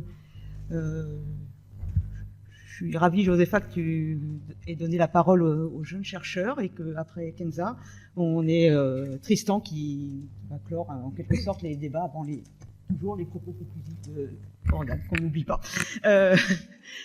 Tristan, je te cède la parole pour nous parler d'emploi durable, d'emploi porteur, emploi émergent. Enfin, vous allez voir, il a certainement un très beau tableau à vous montrer. Merci beaucoup Marion, bonjour à toutes et à tous, et merci beaucoup Josepha de m'avoir proposé de participer à ce colloque. Alors effectivement, tu m'as soumis les termes d'emploi durable, d'emploi porteur, et j'ai bien écouté les 2 jours là, de colloque, et je pense qu'on pourrait en rajouter un florilège de termes, parce qu'on a entendu parler de filières d'avenir, d'emploi vert, d'industrie propre, d'entreprises mourantes, de filières en fin de vie. Enfin bref, un ensemble de mots qui, je pense, racontent avant tout un monde du travail qui est en transition et qui, pour répondre aux défis que pose cette transition, tente de définir ce vers quoi il s'agit de transiter. Le but étant ici, bien évidemment, de sécuriser les transitions des salariés eux-mêmes, ceux qui quittent des filières menacées, et d'organiser leur reconversion vers des métiers d'avenir porteurs, émergents, verts, écologiques. Mais nous voyons bien ici que nous avons un problème de sémantique, comment définir, comment nommer ce qui est menacé et ce qui est d'avenir. Et c'est un peu ce problème sémantique qu'on va essayer de s'attacher à résoudre ici. Les sciences sociales et la statistique publique proposent des typologies du monde du travail, et je fais référence notamment ici à la distinction entre les métiers verts et les métiers verdissants qui est utilisé par l'Observatoire national des emplois et des métiers de l'économie verte, encore une typologie, mais ces dernières sont difficilement réceptionnées par le monde du droit, le nôtre, et donc par nos dispositifs institutionnels. Et du coup, Josepha, tu disais hier en ouverture de ce colloque que ce dernier était l'occasion de réfléchir aux espaces pertinents pour penser la relation entre travail et écologie. Et donc moi, je me demande justement quels sont les espaces de définition pertinents pour résoudre ce problème sémantique, pour typologiser ce monde de l'emploi et pour permettre ainsi d'organiser les conditions d'une transition juste. Et alors j'ai identifié, investigué, on va dire, 2 grands espaces. Le premier espace qui est celui des politiques de l'emploi et le deuxième qui est celui de la protection sociale. Et donc juste pour adopter ici un positionnement épistémologique, il s'est agi, je pense, d'envisager le droit comme un récit, c'est-à-dire de comprendre ce que le droit raconte de nos transitions et donc de comprendre l'imaginaire que le droit institue pour déployer ces transitions. Et nous allons voir, je pense, qu'il existe une divergence de récit entre ce qui est raconté aujourd'hui, ce qui est déjà raconté aujourd'hui par les politiques de l'emploi, et ce qui pourrait être raconté demain par les utopies concrètes de la protection sociale. Et on va voir de quoi il s'agit. Mais donc pour commencer, j'ai d'abord cherché dans les politiques de l'emploi les définitions qui sont proposées pour envisager l'évolution des emplois. Et j'ai été surpris de découvrir un phénomène normatif qui m'était jusqu'alors inconnu et que j'ai intitulé la frénésie des listes. Pourquoi ? Parce qu'il existe dans le droit de l'emploi un certain nombre de listes de métiers qui toutes se rapportent à des dispositifs institutionnels existants, et toutes ces listes témoignent ainsi d'une perspective d'évolution du marché de l'emploi. Et donc là, attention, pour une fin de colloque, mes tableaux un peu chargés. Mais tableaux, je ne vais pas revenir sur chacune de ces listes, mais tableaux qui synthétisent cette recherche et qui donc rend compte de ces différentes listes proposées par les politiques de l'emploi, qui rend surtout compte des sources du droit dans lesquelles ces listes sont instituées, et Josepha parlera ici sans doute de petites sources du droit, et qui rend compte aussi des méthodologies utilisées pour construire ces listes, méthodologies qui du coup nous permettent de comprendre le récit qui est raconté par ces listes de métiers. Et donc juste pour en parler un tout petit peu, une première liste, celle que vous retrouvez en haut du tableau, les métiers en particulière évolution ou en émergence, qui est une liste de métiers qui est dressée par la commission de certification professionnelle de France Compétences et qui permet à ces métiers identifiés de bénéficier, qui permet aux formations qui concernent ces métiers identifiés de bénéficier de conditions simplifiées d'enregistrement au répertoire national des certifications professionnelles, au RNCP. Donc voilà, première liste, quelles sont la méthodologie utilisée ici par France Compétences pour construire cette liste de métiers, en particulier révolution en émergence. Ici, on a regardé les grandes orientations nationales, France 2030, France Relance, les grands objectifs de ces orientations, donc notamment la transition écologique qui apparaît, mais d'autres, transition numérique, réarmement industriel, pour pouvoir définir cette liste de métiers, tout en faisant appel aux branches professionnelles pour alimenter cette liste. Et donc, selon l'appel à contribution qui a été rédigé par France Compétences aux branches professionnelles, un métier en particulier évolution ou en émergence ne se définit pas comme un métier en tension de recrutement a priori, mais comme un métier, je cite, qui subit une rupture profonde et récente de ses activités et compétences professionnelles. Donc là, on voit avec cette première liste qu'on est plutôt dans une logique d'anticipation des tensions futures sur le marché du travail et donc de résoudre ces tensions futures sur le marché du travail. Donc on est plutôt dans une logique de moyen terme, d'anticipation. Vous avez deux autres listes, les deux suivantes de métiers en tension, qui sont, elles, plus dans une logique de court terme. Métiers en tension pour pouvoir faire une demande d'admission exceptionnelle au séjour par le travail. Là, on est en matière de loi immigration. Et donc, je ne reviens pas sur les détails de cette liste parce que ce serait trop long. Autre liste de métiers en tension, une liste nationale qui est dictée par France Travail pour définir des formations éligibles à ce qu'on appelle la rémunération de fin de formation, qui est une rémunération versée aux demandeurs d'emploi qui ont épuisé leur droit à l'assurance chômage, mais qui suivent une formation certifiée, labellisée comme étant une formation qui permet d'accéder à un métier dit en tension, et donc qui peuvent bénéficier d'un complément de rémunération. Mais je pense que les deux listes qui nous intéressent le plus pour notre sujet d'aujourd'hui, ce sont les deux suivantes, puisque ce sont des listes qui ont été instituées pour des dispositifs institutionnels qui ambitionnent d'organiser les transitions des salariés. En tout cas, c'est ce qui ressort des dénominations de ces dispositifs institutionnels. D'un côté, le projet de transition professionnelle du salarié, et de l'autre, le dispositif transition collective. Alors le premier, le projet de transition professionnelle, c'est un dispositif qui permet aux salariés de s'absenter de son poste pour pouvoir réaliser une formation. Et donc le projet de transition professionnelle, il est ouvert sous condition aux salariés et il lui permet de bénéficier d'une rémunération pendant toute la durée de cette formation. La prise en charge de ce projet de transition professionnelle est assurée par des commissions qui sont gérées par ce qu'on appelle des AT Pro, des associations transition pro, c'est pas professionnel, c'est pro, association transition pro. Et donc ce sont ces commissions qui apprécient la pertinence du projet professionnel du salarié au regard de critères, et parmi ces critères, les perspectives d'emploi à l'issue de l'action de formation du salarié. Et donc les ressources financières étant limitées, le Code du travail a introduit la possibilité de déterminer des catégories d'actions prioritaires pour pouvoir piloter les financements attribués aux différents projets des salariés. Et donc ces priorités sont établies dans chaque association régionale, mais à partir d'un référentiel national de priorité, lui-même issu d'une délibération de France Compétences. Vous voyez un peu le chemin tortueux auquel nous obligent les petites sources du droit social. Mais donc sont donc priorisés les projets ciblant un métier à forte perspective d'emploi ou un métier émergent figurant sur une liste définie par les associations Transition Pro. Donc métier à forte perspective d'emploi ou métier émergent. Encore une fois, méthodologie, si on regarde comment sont construites ces listes par les associations, en fait, elles utilisent des données de France Travail, les données BMO, besoin de main-d'œuvre, ou d'autres travaux, mais qui sont tous relatifs aux tensions sur le marché du travail. Et donc, on est encore une fois dans une logique d'anticipation et de réduction des tensions sur le marché du travail.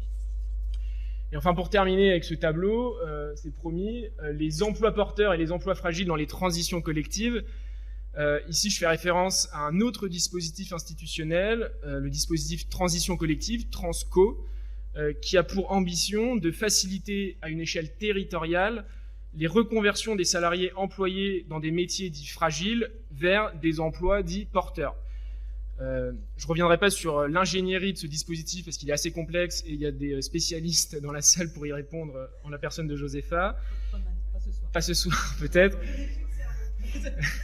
Mais je reviens juste sur les définitions, donc le vocabulaire utilisé par ce dispositif. D'un côté, les emplois dits fragiles, donc ce sont des emplois qui sont institués, listés par les entreprises elles-mêmes dans des accords collectifs de GEPP, au titre de la négociation dans le Code du travail sur les catégories d'emplois menacées par les évolutions économiques et technologiques. Donc voilà ce que serait un emploi dit fragile. De l'autre côté, des listes d'emplois dits porteurs, qui sont établis par les CREFOP, encore un acronyme, des comités régionaux de l'emploi, de la formation et de l'orientation professionnelle, et listes qui sont publiées sur les sites des DRETS. Et donc encore une fois, méthodologie, si on se réfère à l'arrêté ministériel qui institue Transco, ces listes d'emplois porteurs doivent permettre d'identifier des métiers qui répondent aux grandes orientations nationales, une nouvelle fois, donc transition écologique notamment, ça apparaît, mais aussi d'identifier des métiers en difficulté de recrutement sur le territoire. Ces listes ayant vocation à être ajustées en fonction des besoins des entreprises, et ceci avec des fonctionnements dits agiles, pour pouvoir évoluer en continu en fonction de l'évolution de la demande de travail des entreprises. Alors j'espère ne pas vous avoir assommé avec cet enchevêtrement de l'écosystème des listes, parce que vous voyez, il y en a beaucoup. Si je les reprends toutes, France Stratégie parle même de prolifération des listes dans des ateliers de travail dans lesquels il se pose des questions. Et le ministère du Travail lui-même, dans un question-réponse, autre source originale du droit, s'interroge sur l'identité de ces listes. La liste des emplois porteurs est-elle identique à la liste des emplois du projet de transition professionnelle, en particulier émergence? Enfin, vous comprenez, c'est un peu confus. Moi, pourquoi si on prend un peu de hauteur sur ces dispositifs, pourquoi je trouve que ces listes sont significatives? Parce qu'elles sont, à mon avis, le signifié de l'ambition de la transition qui est envisagée par les politiques de l'emploi. Frédéric Géa, qu'on a entendu tout à l'heure, disait dans un article à propos de Transco que les types de métiers considérés par ces listes, les métiers porteurs, les métiers émergents, est important, puisque de ce type de métier dépend la physionomie de la transition collective qui est finalement réalisée. Et donc finalement, à travers les méthodes qu'on a exposées, il y a deux grandes manières de construire ces listes. Soit on identifie des métiers qui sont liés aux grandes transitions et aux grandes orientations nationales, qui sont édictées donc dans des plans d'investissement, surtout France Relance, France 2030, mais on voit alors que si la transition écologique apparaît, elle est systématiquement mise en concurrence avec d'autres objectifs, le réarmement industriel, la transition numérique, les politiques de santé, etc., etc. Autre méthode pour construire ces listes, identifier des métiers qui vont connaître des besoins de recrutement à court ou à moyen terme. Et au vu de la physionomie de ces listes, c'est plutôt la voie qui est empruntée par les acteurs, puisqu'en fait on se retrouve au final avec des listes très longues. Certaines comportent plus de 400 codes ROM, donc répertoire des métiers, donc des listes avec plus de 400 métiers, sachant qu'il en existe 532 en tout dans le répertoire opérationnel. Donc vous voyez qu'on arrive quand même à une lisibilité de ces listes qui est rendue assez délicate. Et donc moi je trouve qu'il y a un décalage entre un vocabulaire qui est ambitieux, les emplois porteurs de la transition collective, mais un mode de fonctionnement, quand on analyse la construction de ces listes, qui se réduit à des outils de rééquilibrage de l'offre et de la demande de travail. Et donc le droit de l'emploi de la transition se réduit finalement à une conception très adéquationniste du marché du travail, et on est loin d'un registre de droits qui serait proposé, institué pour les salariés, pour les mettre en sécurité face au risque de la transition. Et d'ailleurs, on parle d'emploi, de politique de l'emploi, mais je ne sais pas si vous avez remarqué, la notion de métier, elle est partout dans ces différents dispositifs, ces différentes listes. Donc je me suis posé cette question, que veut dire la persistance de la notion de métier dans les politiques de l'emploi? Pour moi, c'est significatif parce que la notion de métier, elle traduit l'idée de la transparence du marché du travail et de la fluidité de l'information. La notion de métier, elle permet à tous les opérateurs économiques, les offreurs, les demandeurs de travail, d'avoir le même langage, d'avoir un langage commun, ce qui permet la circulation de l'information, qui est, si vous avez fait un peu d'économie, l'une des 5 conditions pour avoir un marché pur et parfait. Mais peut-être que cette notion de métier, elle invisibilise les conditions dans lesquelles sont réalisés les emplois. la durabilité des emplois, la soutenabilité des emplois n'apparaît pas derrière la notion de métier et de facto n'apparaît pas dans la construction, dans les méthodologies utilisées pour construire ces listes. Et donc finalement, loin d'une révolution sémantique au service d'une transition écologique, le droit de l'emploi ici poursuit plutôt un objectif assez classique de transparence et de correct appareillement du marché du travail. En tout cas, c'est le récit auquel on pourrait aboutir ici. Et tout de suite, on peut se dire quelle est l'impensé de ce récit? Qu'est-ce qui n'apparaît pas dans ce récit?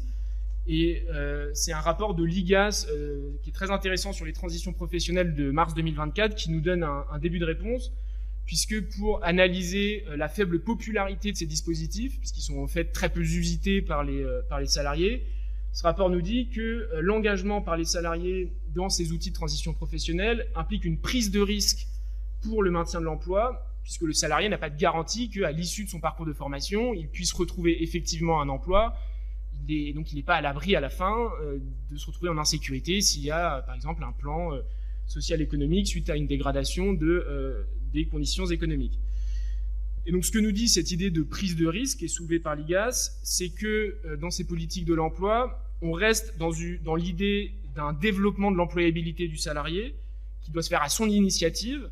Donc le salarié doit se sublimer, pour reprendre l'expression de Bernard Gazier, un économiste de l'employabilité. Et donc le salarié doit se sublimer pour sécuriser sa transition. Mais donc on est bien dans une logique de sécurisation, certes, mais on reste loin d'une idée de sécurité qui est nécessaire pour faire face aux risques existentiels qui sont posés aux salariés par ces transitions. Et donc c'est là où on retrouve, nous, nos termes du droit de la protection sociale, sécurité, risque. Ça peut justement être l'objet d'un récit alternatif qui pourrait être proposé par des dispositifs ambitieux de protection sociale. Que pourrions-nous raconter désormais par notre système de protection sociale et nos utopies concrètes que l'on pourrait développer? Et donc une des voies que je vous propose, qui n'est pas la seule, mais qui permet un peu d'élargir nos perspectives, c'est celle d'une garantie d'emploi ou d'une garantie d'emploi durable qui pourrait être instituée dans notre système social et bénéficier aux salariés. La garantie d'emploi, c'est une idée qui a notamment été popularisée par une économiste américaine, Pavlina Tcherneva, qui assistait notamment Bernie Sanders aux États-Unis et qui a formulé cette proposition dans le cadre du New Deal américain. Et cette garantie d'emploi, elle vise à faire face à un paradoxe au sein d'une société américaine dans laquelle il y a un fort taux de chômage, mais il y a également, face à ce fort taux de chômage, des besoins sociétaux qui ne sont pas fournis par le marché et donc qui ne trouvent aucune réponse, mais qui sont pourtant nécessaires, ces besoins, pour le passage à une économie verte et à une économie de solidarité pour les personnes. Et donc cette proposition de garantie d'emploi propose une politique publique dont le but serait de donner une possibilité d'emploi à toute personne qui recherche un travail, quelle que soit sa situation personnelle ou celle de l'économie. C'est donc une proposition qui viendrait concrétiser l'idée du droit à l'emploi, idée qui était déjà une utopie de la Révolution de 1848 et qui est désormais présente dans notre Constitution, mais cette proposition de la garantie d'emploi permettrait de rendre véritablement opposable ce droit à l'emploi, ce qui n'est pas vraiment le cas si on se penche sur la jurisprudence constitutionnelle ici. Alors je ne vais pas m'étendre sur l'ensemble de ce qui compose cette proposition, juste savoir qu'elle a fait florès en France depuis la traduction en français de l'ouvrage de cet économiste. Il y a eu une proposition de loi, il y a différents think tanks plutôt orientés à gauche qui l'ont développée, avec notamment l'idée d'une garantie d'emploi verte. En droit, le mérite revient aussi à Frédéric Géat d'avoir investigué cette idée à la lumière de nos dispositifs juridiques. Mais moi, j'y vois un peu deux perspectives. D'une part, le récit qui serait proposé par une garantie d'emploi, c'est une politique qui part cette fois non plus des besoins du marché du travail, son bon fonctionnement, mais qui part des besoins à la fois de la société en transition, donc les besoins à remplir pour réaliser cette transition, mais aussi des besoins des personnes, des salariés, qui sont soulevés à l'occasion de cette transition. Et la deuxième perspective de cette garantie d'emploi, c'est que ce récit instituerait une forme de plancher dans notre modèle social, une norme d'emploi plancher garantie par la société, qui serait démarchandisé, donc un travail qu'on démarchandiserait pour faire écho au manifeste travail que vous voyez à l'écran.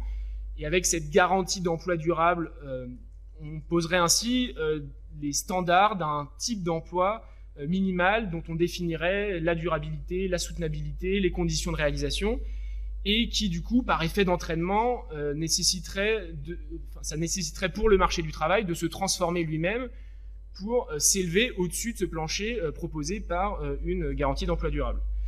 Et alors juste pour terminer, je ne sais pas exactement combien de temps il me reste, on cite souvent, et Ilias l'a évoqué, territoire zéro chômeur de longue durée comme manifestation concrète de cette idée d'une garantie d'emploi.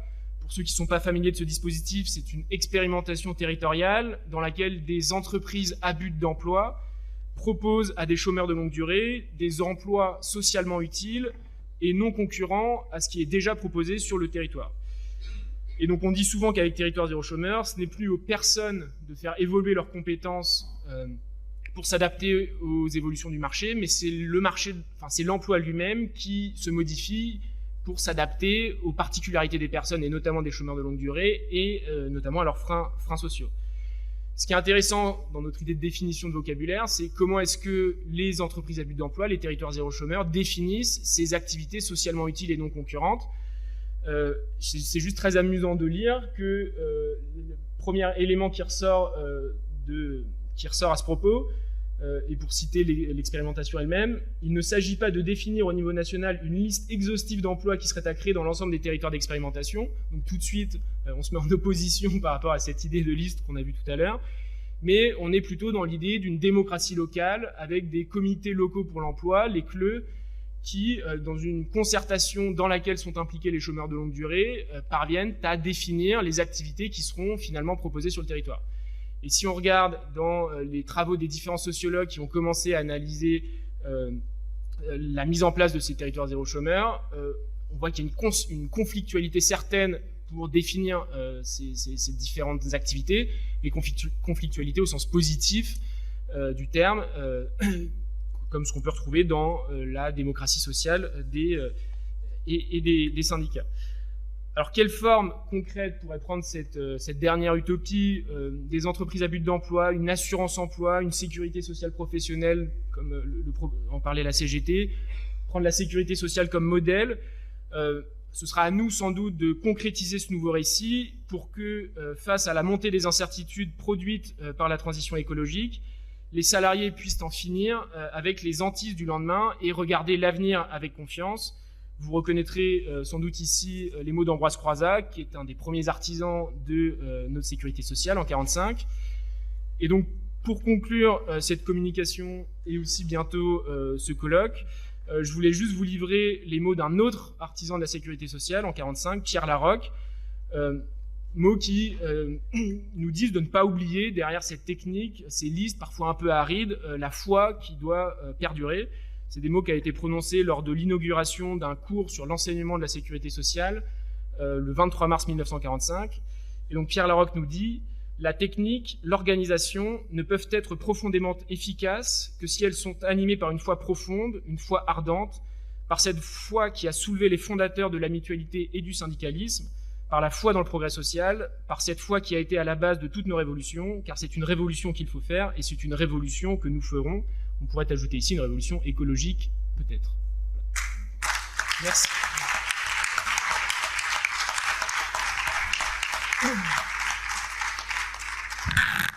J'ai bien fait de ne pas couper la fin de ton intervention. Voilà. Merci beaucoup à tous les deux. C'était passionnant. Juste peut-être une petite remarque que suscitent vos deux interventions. Alors, sur ton intervention, Ilias, et puis le premier espace que tu as évoqué, Tristan, sur les politiques, l'espace politique d'emploi, on voit des oppositions, c'est-à-dire que, Ilias, tu nous montres que les droits existent déjà, finalement, pour prendre en compte ces transitions, qu'on a des garanties collectives qui existent, une stabilité aussi de ces garanties, qui s'inscrivent dans la durée. et qui n'ont pas ce caractère éventuellement éphémère ou temporaire qu'on peut voir sur les listes d'emploi. Et puis l'idée de sécurité. Et quand on bascule dans l'espace politique d'emploi que nous a décrit Tristan dans sa première partie, on a un effacement du droit, voire presque des droits. C'est-à-dire que les garanties collectives, on les trouve pas vraiment. On a une stabilité finalement qui interroge, parce que les financements, les listes, on voit bien, elles évoluent ou elles sont définies de façon assez peu orthodoxe, juridiquement, enfin, je sais pas comment on peut le dire, et les financements ne sont pas nécessairement pérennes. Et tu as parlé à la fin, tu as dit, finalement, il y a une prise de risque pour les salariés. On est plutôt dans une logique de sécurisation que de sécurité. Et donc, on a vraiment deux formes de modèles qui apparaissent et qui sont en train de coexister, manifestement. Voilà, c'était juste une remarque, mais j'ai trouvé vos interventions passionnantes et Allez, on se réveille ? Allez. Donc, je laisse la parole au public si vous avez des questions pour nos orateurs. Ah, vas-y, Oriane. Moi, j'ai une question pour Tristan qui va peut-être te surprendre, mais pendant la période du Covid, j'imagine que vous avez eu aussi en France un débat autour de l'identification des métiers essentiels. Je sais pas, en fonction de l'endroit, ils s'appelaient un petit peu différemment. Et je me demande, en France, quelles sont les méthodologies qui ont été utilisées, les acteurs impliqués dans l'identification de ces professions. Parce qu'il y a une démarche alors, qui est différente, mais à mon avis, qui pose des questions convergentes. Et qui présente des mêmes travers aussi. Oui, effectivement, c'est un autre qualificatif derrière l'idée de métier, d'emploi. Les métiers essentiels, moi, je trouve qu'il y a des très beaux travaux qui ont été réalisés par Christine Herel, qui est sociologue du travail au CNAM, et qui s'est attachée à définir quels étaient ces métiers dits essentiels. En tout cas, elle a construit une catégorie sociologique pour ces métiers essentiels. Sur la méthodologie qu'elle a utilisée, si je me rappelle bien, en fait, c'était assez simple. Il y a d'un côté les métiers de la première ligne, c'était les métiers dits d'urgence, donc pompiers, hôpitaux, etc. Et il y a ensuite les métiers de la deuxième ligne, et donc ce sont ces métiers qui ont été considérés in fine comme essentiels. Et en fait, parmi ces critères de construction, c'était des métiers qui ne sont pas télétravaillables. Et c'est pour ça que le Covid était à cet égard une opportunité scientifique pour définir l'essentialité ou non des métiers et des activités, puisque c'est des gens qui ont continué à travailler pendant la période du Covid, sur place dans les entreprises ou dans les services publics, puisque ces métiers n'étaient pas télétravaillables. Et c'est ça qui a permis à Christine Herel et à ses collègues de poser une catégorie sociologique et de dire que ces métiers sont essentiels, puisqu'on ne peut pas les réaliser à distance, on ne peut pas les stopper. Et ce qui est intéressant ensuite, c'est qu'une fois qu'on a posé cette catégorie sociologique, on est capable de rendre compte des différents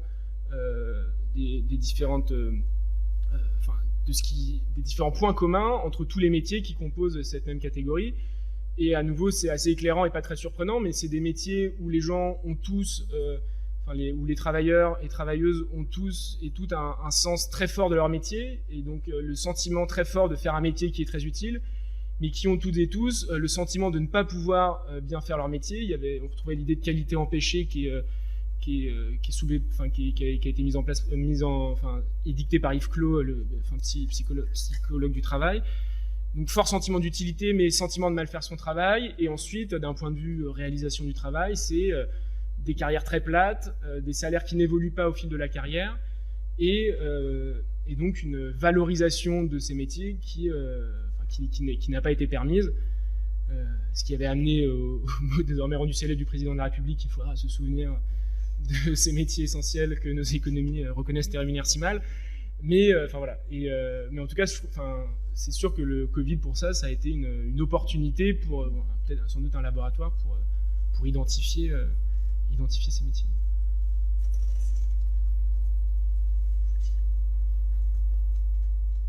Je voudrais rebondir sur ce que vous avez dit sur ces métiers. Pour le dire de manière un peu provocatrice, ce sont des métiers mal payés, occupés par des femmes, quoi. Voilà, c'est ça en fait. Et moi, je suis assez désespéré de voir que tout ce qu'on a dit sur les bullshit jobs au moment du Covid, donc ces métiers que les gens veulent quitter, et en face tous ces besoins essentiels pas pourvus, bah, finalement, il y a eu beaucoup de littérature, et finalement, 5 ans après, on en est toujours là avec ces listes de métiers en transition professionnelle qui sont, pour avoir pu les expérimenter, complètement opaques et complètement incompréhensibles, quoi. Donc c'est moins une question qu'une remarque, et en tant que militant aussi un peu de désespoir et d'agacement, quoi.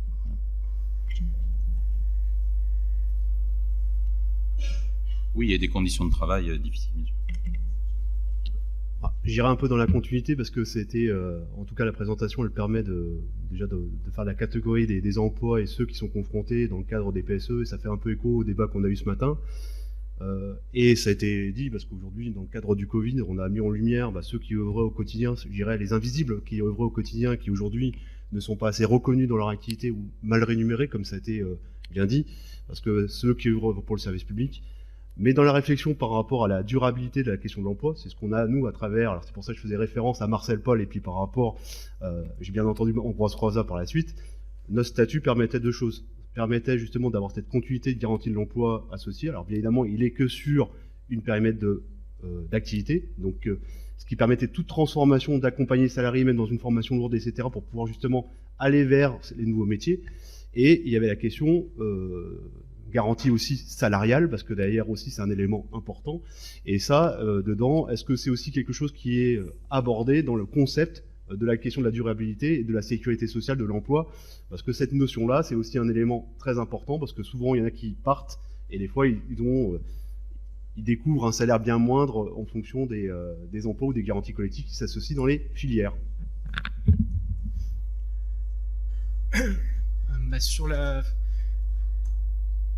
C'est sûr que on reste sur un débat entre la question du statut ou la question de statut sécurité ou employabilité, sécurisation, qui sont deux espaces différents pour penser la mise en sécurité des travailleurs. Moi, je pense pas que cette idée de la garantie d'emploi, elle appartient plutôt au champ du non-emploi, puisque si on prend l'exemple de territoire zéro chômeur, elle vise là en l'occurrence des chômeurs de longue durée, et si on devait ici qualifier un risque, ça aurait été le risque de perdre son travail, le risque de travailler dans un emploi dit gris, et donc le risque de perdre son travail, et ensuite de se retrouver au chômage pendant de longues années, et donc là est le risque, et la garantie d'emploi, en tout cas cette proposition, pourrait être une forme de réponse à cette idée-là.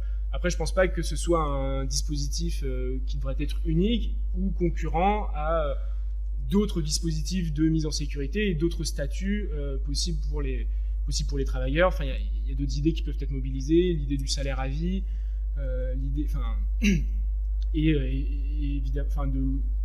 dans la sécurité sociale professionnelle de la CGT, il y avait aussi cette idée que le statut, les droits acquis lors de l'emploi suivent le salarié au fil et à mesure de sa transition. C'était aussi l'idée des droits de tirage sociaux, donc je pense pas qu'il faille envisager ces dispositifs comme concurrents, et en tout cas la garantie d'emploi, c'est juste une idée qui viendrait s'ajouter à d'autres éléments de mise en sécurité. On a le droit qu'à une question, Sabrina, pas trois comme d'habitude. C'est une question, mais plutôt une suggestion. Est-ce qu'on ne pourrait pas penser, au regard de ce que vous avez dit, et notamment de Marion qui soulevait le risque sur l'emploi, la sécurité sociale, la protection sociale, où je ne suis pas sûre de te rejoindre, Ilia, sur le fait qu'on a déjà tout dans notre droit. Et donc, est-ce qu'on ne pourrait pas imaginer un truc du genre, à chaque risque, chaque objet de risque, on a un mécanisme et un régime de responsabilité différent. Et donc là, est-ce qu'on n'est pas nécessairement devant un nouveau risque, le risque environnemental, ou que je préférais appeler le risque de surexploitation, parce que je ne pense pas que ce soit le risque environnemental en tant que tel, mais le risque de surexploitation de l'environnement et de l'homme. Est-ce que ça n'amènerait pas peut-être un autre régime juridique qui ne soit pas, parce que le régime de sécurité sociale ne peut pas tout prendre en compte, parce que bref, question. Est-ce qu'on n'est pas obligé de repenser un autre régime parce qu'on a un objet du risque qui est différent ? C'est pour ça que moi je trouve l'approche des territoires zéro chômeur intéressante, c'est parce que on veut répondre à des besoins socialement établis sur un territoire auxquels le marché ne répond pas. Et donc, il faut qu'on définisse quelles activités on va proposer face à ces besoins. Et justement, on s'extrait d'une idée de liste exhaustive, trop fermée, pour pouvoir définir ces emplois. Et on en revient à une concertation très locale, très territoriale, donc à une toute petite démocratie. Enfin, les comités locaux pour l'emploi, c'est très intéressant, c'est assez minuscule, mais en fait, il se passe énormément de choses parce qu'il y a tous les acteurs du territoire qui sont présents. Territoire zéro chômeur, c'est vraiment des tout petits territoires, ça peut être à l'échelle d'un quartier notamment. Mais donc, il y a France Travail qui est là, il y a les services publics, il y a les chômeurs de longue durée qui sont présents. Et donc tout le monde discute pour définir quels sont les besoins essentiels du territoire. Et donc par cette méthode, on arrive à identifier des emplois essentiels et socialement utiles, éco-socialement utiles, et on arrive du coup à les sécuriser, même si ils n'ont pas forcément, et je pense notamment aux emplois dans le service à la personne, qui sont très présents dans les territoires zéro chômeur. Je pense par exemple à des cafés seniors, ou à tout un ensemble d'activités qui sont déployées pour accompagner les personnes en situation d'isolement sur le territoire. Mais tout un ensemble d'activités qui, par cette confrontation dans la micro-démocratie locale, arrivent à être identifiées. On arrive à identifier que le marché ne les prend pas en charge et on arrive à sécuriser des personnes dans la réalisation de ce type d'activité. Et c'est pour ça qu'on a pu critiquer un peu le modèle de ces listes dont on ne comprend pas trop l'élaboration et qui peuvent avoir un caractère très rigide, très, très restrictif, et qu'on peut envisager une perspective du possible dans ces formes de petite démocratie locale, territoriale, pour sécuriser les personnes sur un territoire. Parce que derrière territoire zéro chômeur, il y a aussi l'idée d'exhaustivité sur le territoire. C'est-à-dire que le dispositif doit prendre en charge tous les chômeurs de longue durée sur le territoire pour qu'il ne reste plus personne derrière. Et donc voilà. Et donc c'est pour ça que pour prendre en compte des métiers essentiels qui n'ont pas une dimension verte forcément visible tout de suite, il peut y avoir d'autres méthodes pour les identifier et les sécuriser.